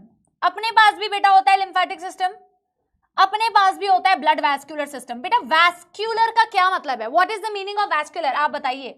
आपने एपिथेलियल टिश्यू में ये शब्द और कनेक्टिव टिश्यू में ये शब्द कई दफा सुना है, मुझे बताइए what is the meaning of vascular. बहुत शानदार, बहुत खूब बेटा, बहुत शानदार, हाँ जी। वेजल्स, किसी का सबसे पहले आंसर आया था, नाम चला गया बेटा, बट बहुत बहुत अच्छा आंसर दिया, vessels, blood vessels, yes. Supply, पिटाई लगेगी यहीं से बेटा, वेजल्स वेजल्स वेजल्स बताया था ना, वेजो कॉन्स्ट्रिक्शन, वेजो डायलेशन, सपोलो। जब मैं बेटा बात कर रही हूं ब्लड वैस्कुलर सिस्टम की, तो ब्लड वैस्कुलर सिस्टम में we are going to talk about, सबसे पहला काम हमें है ब्लड। ऑब्वियसली बेटा जब मैं ब्लड वैस्कुलर सिस्टम बोल रही हूं तो बहुत ऑब्वियस सी बात है कि भाई ब्लड के बारे में मुझे डिस्कस करनी है बात। बहुत शानदार, ब्लड के कंपोनेंट्स, ब्लड कैसा दिखता है। पर मैं सबसे पहले ब्लड से पहले ना हार्ट के बारे में, रुको जी रुको, मैं सबसे पहले दिल के बारे में बात करूंगी, हार्ट, फिर मैं बात करूंगी ब्लड वेजल्स, और फिर मैं बात कर रही हूं ब्लड। ये इसके कंपोनेंट्स हैं। वैसे ही जब तुम लिम्फेटिक सिस्टम की बात करोगे तो इसमें आता है लिम्फ, इसमें आता है लिम्फेटिक चैनल्स और इसमें आते हैं लिम्फ नोड्स।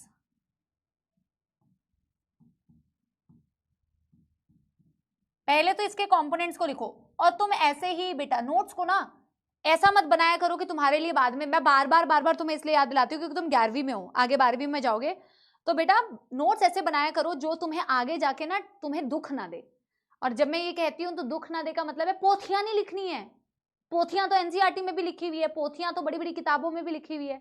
नोट्स ऐसे होने चाहिए कि भाई उसे पढ़ो तो ऐसा मौत ना आए कि भाई कितना पढ़ना है, ऐसे ऑर्गेनाइज्ड हो, ऐसे फ्लो चार्ट्स में हो, ऐसे डायग्राम्स में हो। लिम्फ क्या होता है सब बताऊंगी, अभी तो पढ़ना स्टार्ट किया है, अभी तो पढ़ना स्टार्ट किया है। और सबसे पहले बेटा यहां हम चर्चा करेंगे अपने ब्लड वैस्कुलर सिस्टम की। हम शुरू करेंगे सबसे पहले ब्लड वैस्कुलर सिस्टम, ऐसा सिस्टम जिसके थ्रू तुम्हारा ब्लड सर्कुलेट कर रहा है बॉडी के अंदर, उस सिस्टम को बोला जाता है ब्लड वैस्कुलर सिस्टम। एक ऐसा सिस्टम जिसके थ्रू तुम्हारा ब्लड पूरी बॉडी में फ्लो कर रहा है उसे बोला जाता है ब्लड वैस्कुलर सिस्टम। और यहां सबसे पहले जो हम फ्रॉगवा की बात करेंगे तो हम बात करेंगे इनके दिल, हार्ट। इसे कोई हर्ट मत बोलना, हर्ट, कई लोग हर्ट बोलते हैं ना, दिस नॉट हर्ट। हर्ट का मतलब हमको हर्ट होता है जी, ठीक है, हमको आपके जहर से और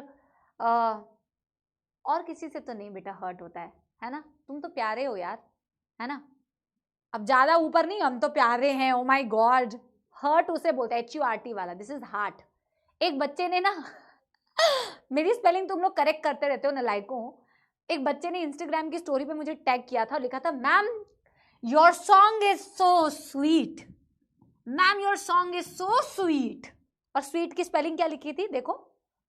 और एक बच्चे ने पता क्या लिखा था, मतलब तारीफ करना चाह रहा था बट बेटा क्या ही कर दिया उसने, मैम इज अ, लिखना चाह रहा था मैम इज अ सैवेज और लिखा था मैम इज अ सीवेज।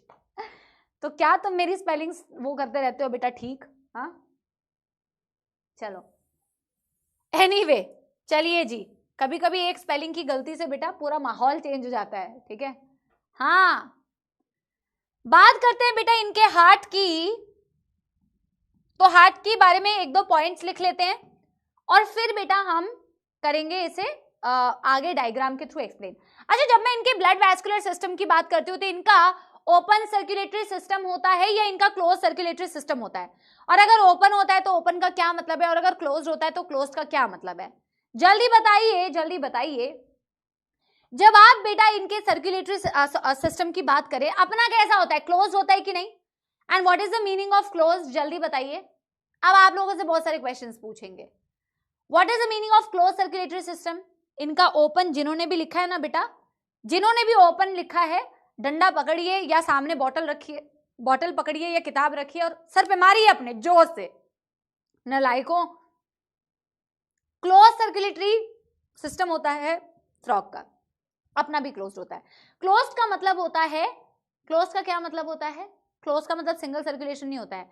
एक बच्चा कह रहा है क्लोज का मतलब होता है बॉडी के अंदर ब्लड का मूवमेंट होना। अच्छा, कॉकरोच में ओपन सर्कुलेशन हो रहा है। तूने कभी कॉकरोच में बॉडी के बाहर खून देखा है, खून लेके घूम रहा है कॉकरोच, बड़ा आया, बॉडी के अंदर है तो मैम क्लोज्ड है। वाह वाह वाह वाह वाह वाह वाह भाई, क्लोज सर्कुलेटरी सिस्टम का मतलब होता है जिसके बॉडी के अंदर closed network of blood vessels हो। सिर्फ वेजल्स बोलोगे तो गलत हो जाएगा, वेजल्स बोलोगे, आपने एक बच्चे ने आंसर दिया है कि थ्रू द वेजल्स, ज्यादातर बच्चे ऐसे ही आंसर देते हैं कि वेजल्स के थ्रू अगर ब्लड मूव कर रहा है तो वो क्लोज सर्कुलेटरी सिस्टम है, बट ये गलत हो जाएगा। ऐसे तो बेटा कॉकरोच के पास भी वेजल्स होती है कुछ कुछ, पर उनका सर्कुलेटरी सिस्टम ओपन होता है, क्लोज्ड नहीं होता, उनका क्लोज नहीं होता, लेकिन उनके पास भी ब्लड वेजल्स होती है।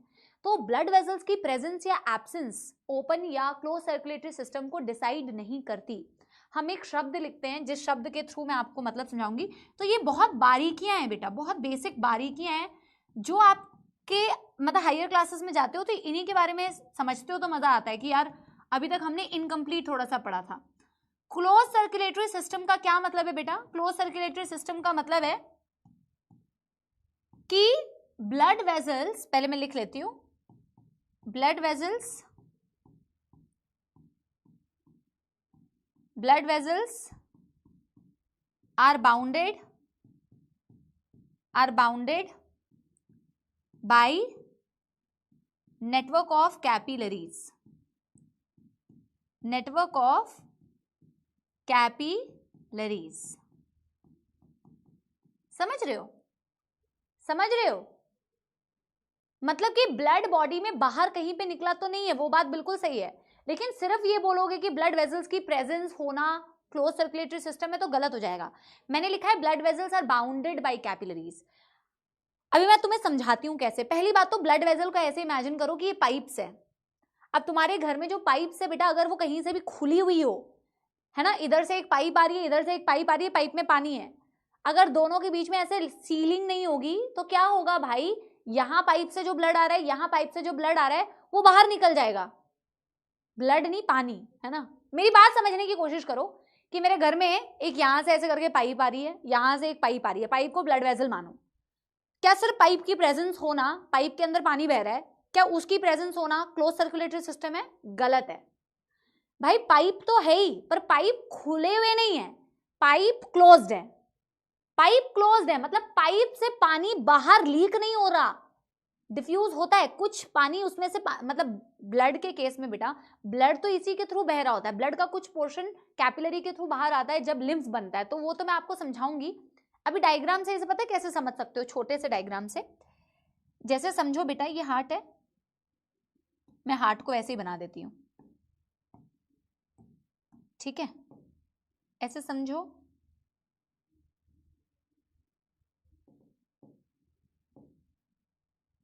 छोटे से डायग्राम के थ्रू समझा रही हूं,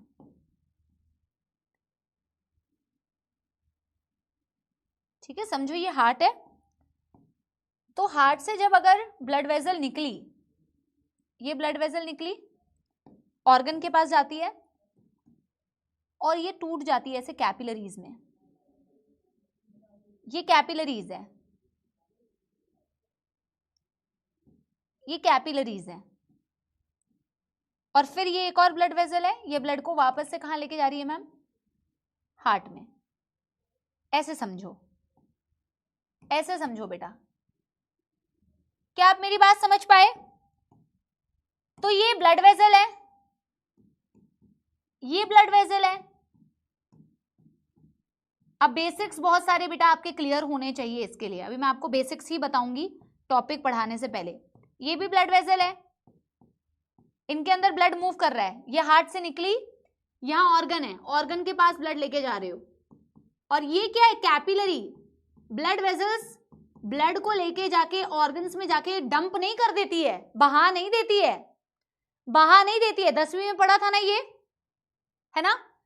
अगर ये ब्लड वेसल यहां से ब्लड लेके जाती और ऑर्गन में जाके पूरा फवारा बेटा कर देती ब्लड का, तो ओपन सर्कुलेटरी सिस्टम हो जाता है, इवन इफ तुम्हारा ब्लड वेसल प्रेजेंट है। बहुत छोटी छोटी चीजें हैं जो तुम्हारी कॉन्सेप्ट्स हैं बेटा। यस, सबोला आर्मी जल्दी से मुझे बताएंगे। कैपिलरीज मैम के बाल के जैसे हैं, बड़े आए हाँ। ओए डबल सर्कुलेशन कब से बकवास लिखे जा रहे हो? पढ़ाया है मैंने डबल सर्कुलेशन।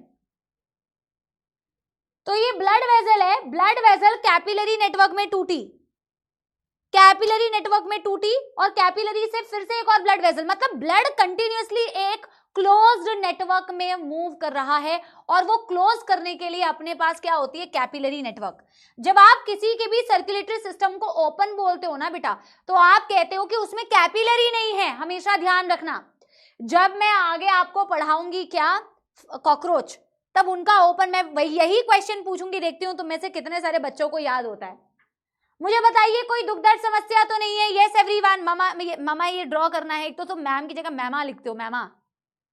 हाँ बिल्कुल ड्रॉ करना है। अब मैं तुमसे कुछ बेसिक सवाल पूछूंगी, अब मैं तुमसे कोई बेसिक सवाल पूछूंगी, मुझे बताओ ये व्हाइट वाली ब्लड वेसल का नाम क्या होना चाहिए? मैं एरो लगा देती हूँ। मुझे बताओ इस व्हाइट वाली ब्लड वेसल का नाम क्या होना चाहिए, वरना तो बेटा तुम्हारे बेसिक्स ही क्लियर नहीं होंगे, फिर तो तुम फ्रॉग का भी रेक्टोफिकेशन करते रहोगे। मुझे पहले बताओ इस व्हाइट वाली ब्लड वेसल का नाम क्या होना चाहिए? जल्दी बताओ, जल्दी जल्दी जल्दी। Yes, artery. क्यों? वाई वाई वाई वाई,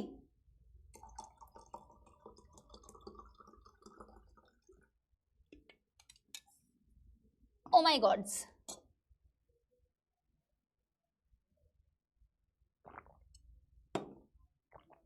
इसे आर्टरी क्यों बोला? इसे आर्टरी क्यों बोला? आर्टरी की क्या डेफिनेशन होती है? A for artery, A for away from heart, A for artery, A for away from heart. मैं बेसिक्स बता रही हूं, आर्टरी और वेन्स ब्लड वेसल्स के नाम होते हैं। मैं बेसिक डेफिनेशन बता रही हूं कि जब आर्टरी को डिफाइन करते हो तो एक ऐसी blood vessel which carry blood away from heart, which carry blood away from heart. A for artery, A for away. हालांकि इसकी और भी बहुत सारी बेटा डेफिनेशन है, बट अभी के लिए इतनी डेफिनेशन काफी है। और ब्लू वाली, अब तुमने तो बेटा ये भी लॉजिक लगा लिया होगा, ब्लू कलर से बनाया है तो मैम वेन्स होंगी, ऐसा कुछ नहीं है। और मैम जिसे आपने ब्लू कलर से बनाया है उसको क्या बोला? वेन। वेन की सिंपल डेफिनेशन क्या होती है? Carries blood towards the heart. पहले मुझे बताओ, यहां तक कोई दुख दर्द समस्या? यहां तक किसी को कोई दुख दर्द समस्या? आर्टरी और वेन्स को समझने में, आर्टरीज और वेन्स को समझने में कोई दुख दर्द समस्या? यानी कि artery away from heart, when towards the heart. Yes yes. अब बेटा इसके हार्ट की बात करेंगे आगे। चलो, वैसे तो हार्ट तुमने हार्ट ही में लिखा है, कोई दिक्कत नहीं है। हार्ट हेडिंग डाल के तुम साइड में लिख रहे हो, कोई दिक्कत नहीं है। बट बेटा मैं इस टॉपिक को आगे कंटिन्यू कर रही हूं।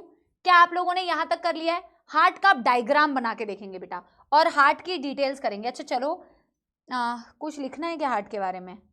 Heart is muscular. मस्क्यूलर मतलब बहुत अच्छे मसल्स होते हैं बेटा। Muscular, well developed, muscular well developed. इसके हार्ट को बोला जाता है बेटा 3 चेम्बर्ड। अच्छा चलो, इसको आगे लिखूंगी, यहाँ पे जगह नहीं है बेटा, यहाँ जगह नहीं है, आगे लिखूंगी। यहां तक डन डन डन डन हो गया है? मैम डबल सर्कुलेशन होता है क्या? यार नहीं भाई, ये तो मैंने आर्टरी और वेन्स की बेसिक डेफिनेशन बताई है।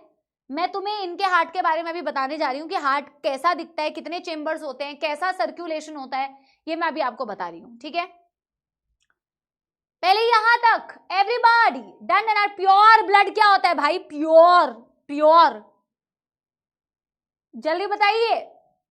डन।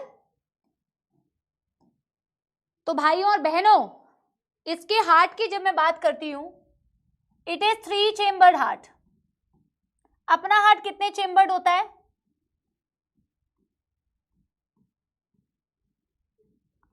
अपना हार्ट कितने चेम्बर्ड होता है? 4 चेम्बर्ड हार्ट। मस्क्यूलर का मतलब बढ़िया कार्डियक मसल्स है इनके पास, जैसे हमारे पास मसल्स होते हैं वैसे। अपना 4 चेम्बर होता है। चेम्बर्स के नाम किसी को पता है? एट्रियम, वेंट्रिकल, ये नाम सुने हैं आप लोगों ने? अपने ह्यूमन के बारे में तो डबल सर्कुलेशन तुमने पढ़ी है ना बेटा। तो चेम्बर्स होते हैं ना, एट्रियम चेम्बर्स को बोलते हैं, वेंट्रिकल्स चेम्बर को बोलते हैं। अपने 4 होते हैं, 2 एट्रियम होता है, 2 वेंट्रिकल होता है। बट फ्रॉग का होता है 3 चेम्बर्ड हार्ट बोल रही हूं, 3 चेम्बर्ड हार्ट। और जब मैं 3 चेम्बर्स की बात कर रही हूं, याद रखिए इनके पास 2 एट्रियम, इनके पास 2 एट्रियम एंड होता है 1 ventricle.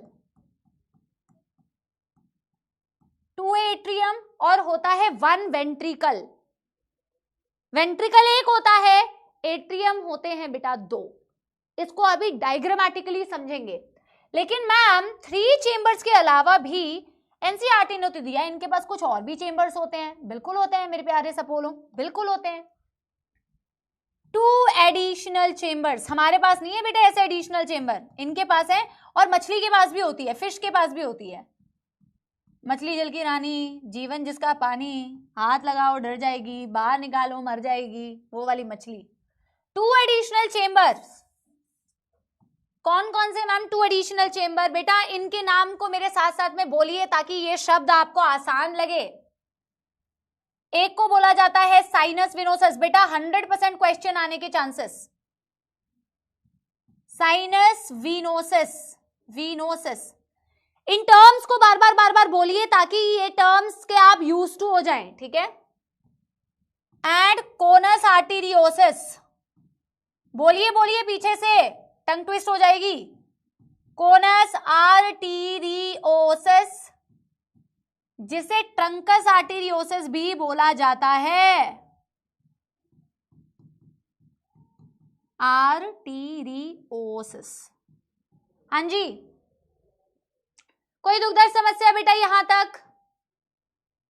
Sinus venosus, conus arteriosus, everybody बेटा फुल जोश, फुल एनर्जी आप लोगों की चाहिए बेटा, जोश के साथ में एवरीवन। कोई दुख दर्द समस्या बेटा, कोई दुख दर्द समस्या? जल्दी बताएंगे, ठीक है जी। मैम इनके हार्ट को अगर आप देखोगे बेटा, लास्ट के बस 5 7 10 मिनट एनर्जी चाहिए। एक बैच लॉन्च भी है मेरा, तो हो सकता है मैं आपको 5 मिनट पहले फ्री कर दूं, ठीक है। तो 10 मिनट के लिए बिल्कुल एनर्जी के साथ में पढ़ो यार, ठीक है। प्रोनाउंस कर दो, sinus venosus, conus arteriosus, truncus arteriosus, ठीक है बेटा। इनकी भी जो हार्ट होती है, heart covered with double membranes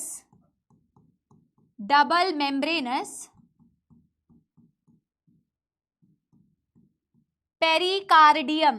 peri का मतलब होता है अराउंड, कार्डियम मतलब हार्ट के अराउंड। अभी मैं डायग्रामेटिकली आपको दिखा रही हूं, अपने हार्ट में भी होता है बेटा पेरिकार्डियम। डबल मेम्ब्रेनस वॉल होती है जो हार्ट को कवर करती है, अपने पास भी पेरिकार्डियम होती है, इनके पास भी पेरिकार्डियम होती है। देखो देखो देखो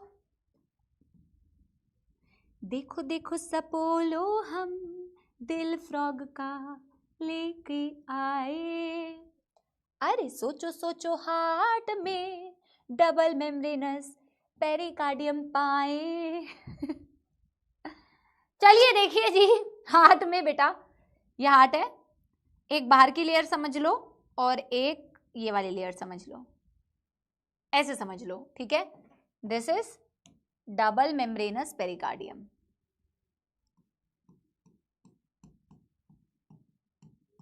और ऐसे समझो इसी डायग्राम में बेटा,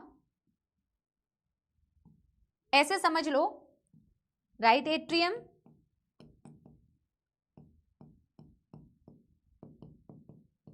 दो एट्रियम है ना, राइट एट्रियम, लेफ्ट एट्रियम,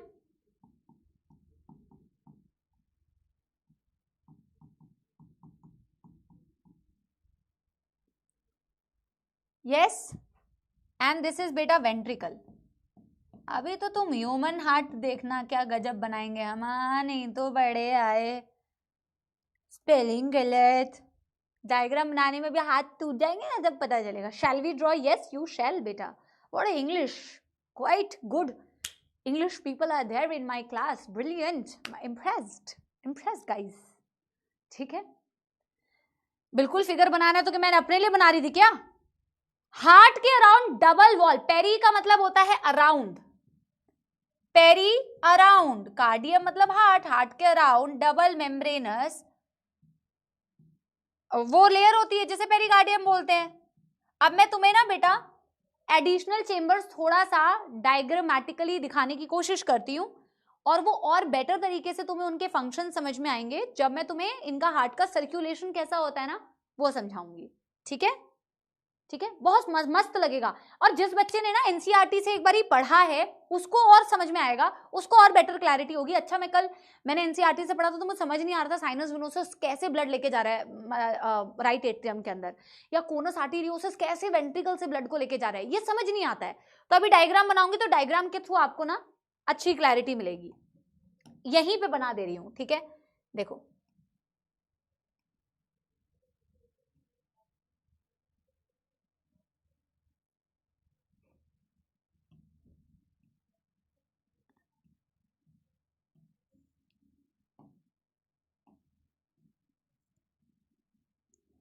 अच्छा एक बार ही सुनो, ये तो समझ में आ गया ना, ये वाला एक चेंबर है राइट एट्रियम, ये वाला एक चेंबर है बेटा लेफ्ट एट्रियम, और ये वाला एक चेंबर है बेटा जिससे बोला मैंने ये वेंट्रिकल। ये वेंट्रिकल वाला चेंबर है, ये राइट एट्रियम वाला चेंबर है, ये लेफ्ट एट्रियम वाला चेंबर है, ठीक है। तो ये क्या है बेटा, ये इनके 3 चेंबर हार्ट है, बट मैम इसके ह्यूमन बींग का नहीं बना रही हूँ ना, फ्रॉगवा का बना रही हूँ। तो इनके पास बेटा क्या होती है, एडिशनल चेंबर्स भी होती है, जिसे बोलते हैं साइनस वेनोसस या कोनस आर्टेरियोसिस। अब एक मैं बना रही हूँ हार्ट का डॉर्सल साइड, एक मैं बना रही हूँ हार्ट का वेंट्रल साइड। डॉर्सल और वेंट्रल कैसे समझते हैं, जैसे ह्यूमंस के केस में आप समझ पाओगे। पहले मैं ह्यूमंस का बताती हूँ, फिर मैं फ्रॉग का बता रही हूँ। तो ह्यूमंस के केस में अगर मैं हार्ट देख रही हूँ, तो जो भी चीज मेरे हार्ट के इस साइड पे है, ये मेरी हार्ट का वेंट्रल साइड होगा। और अगर मैं हार्ट को पीछे से ऑब्जर्व करूं, तो पीछे से जो भी चीजें मुझे हार्ट में नजर आएगी वो हार्ट का डॉर्सल व्यू होगा। क्या आपको मेरी बात समझ में आ रही है ये वाली? यस, डॉर्सल और वेंट्रल व्यू समझना बहुत ज्यादा जरूरी है, क्योंकि साइनस वेनोसस और कोनस आर्टेरियोसिस की पोजीशंस आपको तभी समझ में आएगी। तो अगर मैं ह्यूमंस के केस में मैं देख रही हूँ ये मेरा वेंट्रल साइड है, तो कोई मेरे हार्ट में अगर बेटा इस वाले पर्टिकुलर साइड पे देखेगा तो वो मेरे वेंट्रल साइड को देखेगा, और पीछे से अगर कोई मुझे ऑब्जर्व करेगा हार्ट में तो वो उसके डॉर्सल साइड को ऑब्जर्व कर रहा होगा, है ना। वो वेंट्रल है और ये वाला डॉर्सल है। तो फ्रॉग ऐसे होता है, फ्रॉग ये ऊपर वाला डॉर्सल साइड है और ये नीचे वाला वेंट्रल साइड है। तो हार्ट की पोजीशन के हिसाब से जो भी साइड वेंट्रल में है उसे वेंट्रल व्यू बोलोगे, और जो भी साइड डॉर्सल में है बेटा उसे डॉर्सल व्यू बोलोगे। मेरी बात समझ रहे हो? Yes yes everybody. तो मैं ये वाला बेटा बता रही हूँ हार्ट का जो है फ्रॉग का, ये इसका डॉर्सल व्यू है, ये इसका डॉर्सल व्यू है, और ये मैं हार्ट को जब देख रही हूं तो वेंट्रल व्यू है। ऐसे समझ लो, ठीक है। ये मैं तुम्हें समझाने के लिए थोड़ा ऐसे बनाने की कोशिश कर रही हूं, ठीक है। अब बेटा समझो, सुंदर सा डायग्राम बनाते हैं।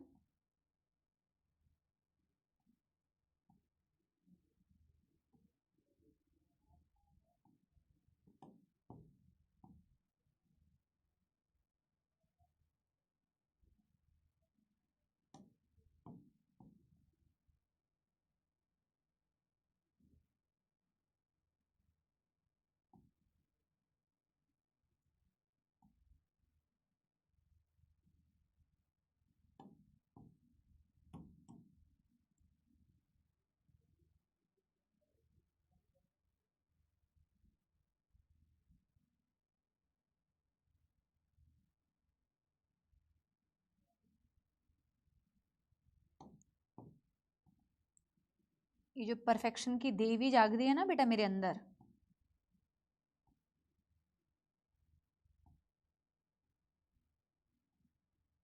ये तुम्हें क्लियर हो ना, इसलिए इस तरीके से बनाना पड़ेगा कि तुम्हें क्लैरिटी आए।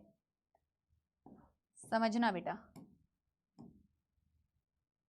ये है इनका साइनस वेनोसिस,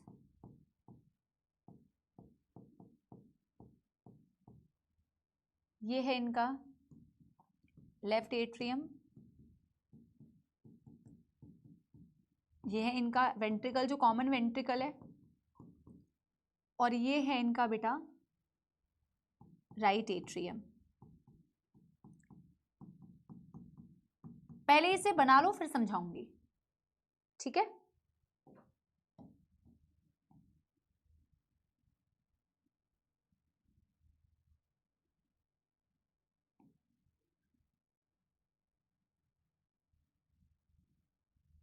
चलिए अब यहां बनाते हैं।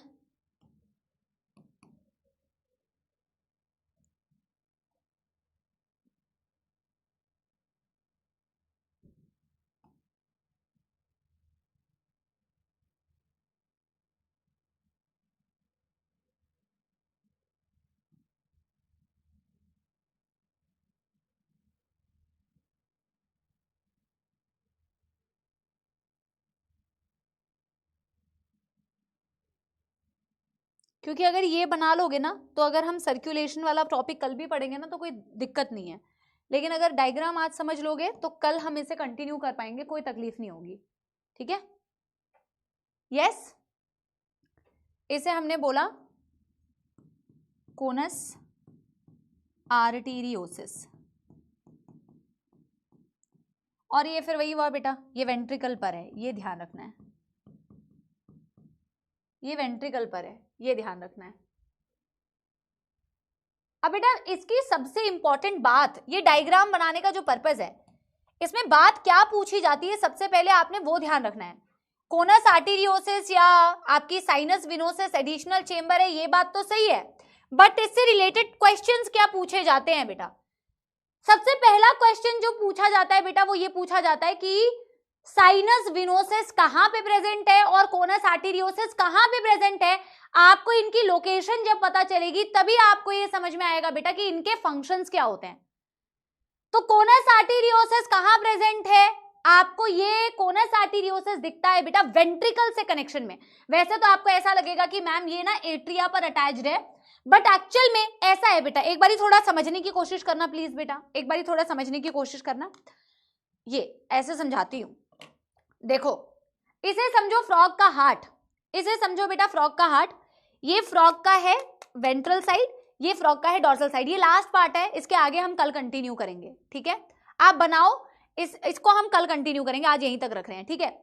ये फ्रॉग का समझ लो ये वेंट्रल साइड है, ये फ्रॉग का समझ लो डॉर्सल साइड है। तो जो आपको वेंट्रल साइड है ना बेटा, वेंट्रल साइड, इसमें इसे मान लो ये है इनका कोनस आर्टेरियोसिस। ये कोनस आर्टेरियोसिस इस तरीके से प्रेजेंट होता है, इस तरीके से प्रेजेंट होता है। और इसका कनेक्शन किसके साथ होता है, वेंट्रिकल के साथ। वेंट्रिकल से जो ब्लड होता है ना वो कोनस आर्टेरियोसिस में भरता है, इसका एट्रियम से कनेक्शन नहीं है। देख के तो ऐसा लग रहा है कि मैम इसके ऊपर प्रेजेंट है, बट ऐसा है कि वेंट्रिकल और इसका बेटा आपस में कनेक्शन होता है। तो ये हार्ट के वेंट्रल साइड पे है। सबसे इंपॉर्टेंट बात, conus arteriosus ventral side of the heart पर है। और पता है मैं कैसे याद रखती हूं बेटा, मैं कैसे याद रखती हूँ, डॉर्सल वेंट्रल मेरे को क्यों नहीं भूलता है, मैं याद रखती हूँ जो चीज वेंट्रिकल के ऊपर है ना वो वेंट्रल साइड पर है, मैं ऐसे याद रखती हूँ। V for ventricle, V for ventral side, V for ventricle, V for ventral side. तो मैं ऐसे याद रखती हूँ कि कोनस आर्टेरियोसिस जो है वो वेंट्रिकल पर है, तो वो वेंट्रल साइड पर है। अब अगर ये हार्ट का वेंट्रल साइड था, अगर ये हार्ट का वेंट्रल साइड था और वेंट्रल साइड पर ये एडिशनल चेंबर था कोनस आर्टेरियोसिस, तो जब आप इसकी बेटा डॉर्सल साइड देखते हो, ये क्या है हार्ट की डॉर्सल साइड, तो डॉर्सल साइड पर ये वाला चेंबर होता है राइट एट्रियम से कनेक्टेड, इस चेंबर को बोला जाता है साइनस विनोसिस। ये एडिशनल चेंबर है, ये किसके ऊपर प्रेजेंट है, ये ट्रायंगुलर होता है, और ये ट्रायंगुलर होता है और ये प्रेजेंट होता है on dorsal side of right atrium. बस आज यहीं तक। मैं क्लास जल्दी इसलिए भी एंड कर रही हूं बेटा क्योंकि बैक टू बैक ना लॉन्चेस हैं, तो इसीलिए थोड़ा जल्दी आप लोगों को फ्री कर दे रही हूँ। और वैसे भी सर्कुलेशन में इसके आगे कंटिन्यूएशन में पढ़ा नहीं पाऊंगी अभी, तो सर्कुलेशन हम अगले दिन पढ़ेंगे। बट मुझे ये बताओ चेंबर्स की क्लैरिटी मिली, चेंबर्स की क्लैरिटी मिली सभी को? इन चेंबर्स के बारे में थोड़ा और डिटेल में डिस्कस करेंगे बट अगले क्लास में। Yes everyone? हाँ, तो बेटा right atrium, left atrium, ventricle एक है, 3 चेंबर हार्ट। और मैम राइट एट्रियम के डॉर्सल साइड पर, राइट एट्रियम के डॉर्सल साइड पर एक चेंबर अटैच्ड है जिसे हम बोल रहे हैं साइनस विनोसिस। और जब हम वेंट्रल साइड से देखते हैं तो उसके पीछे भी मैम एक चेंबर अटैच्ड है जिसे बोला जाता है कोनस आर्टेरियोसिस या ट्रंकस आर्टेरियोसिस। पहले मुझे बताओ बेटा, इस डायग्राम की जहां तक की मैंने आपको पढ़ाया है वहां तक की क्लैरिटी मिली? ये आपके एनसीईआरटी में नहीं है, बट बेटा without this it's very difficult to understand, I am telling you. And I will attach the slides also, the NCERT का रीडिंग वाला part, you can go through that so that tomorrow when you come we'll discuss this circulation with you, okay? So it'll be even more clear, but आपको एक बारी पढ़ के आना पड़ेगा। आप एक बारी पढ़ के आओगे तो फिर सही है, ठीक है जी? चलिए बहुत शानदार, यहीं तक रखते हैं। मैं ये वाला पार्ट आपके लिए रख देती हूँ, ठीक है? ये वाला पार्ट आपके लिए रख देती हूँ। आई होप आप लोगों ने कर लिया। बहुत बहुत धन्यवाद बेटा क्लास अटेंड करने के लिए। सॉन्ग जल्दी से सुना के आपको सॉन्ग टाटा बाय बाय करते हैं। क्लियर है? एक मैंने कम्युनिटी अभी ना जाओ, अच्छा अरे भाई अब तो 3-3 क्लासेस हो जाएंगी, अब तो तुम्हें मेरे को 3-3 बार झेलना पड़ेगा बेटा वीक में। कहाँ जा रहे हो छोड़ के, अब तो यही हूँ, ठीक है? तो वेंसडे भी क्लास होगी अपनी, आई होप इसी वीक से है। चलिए चलिए,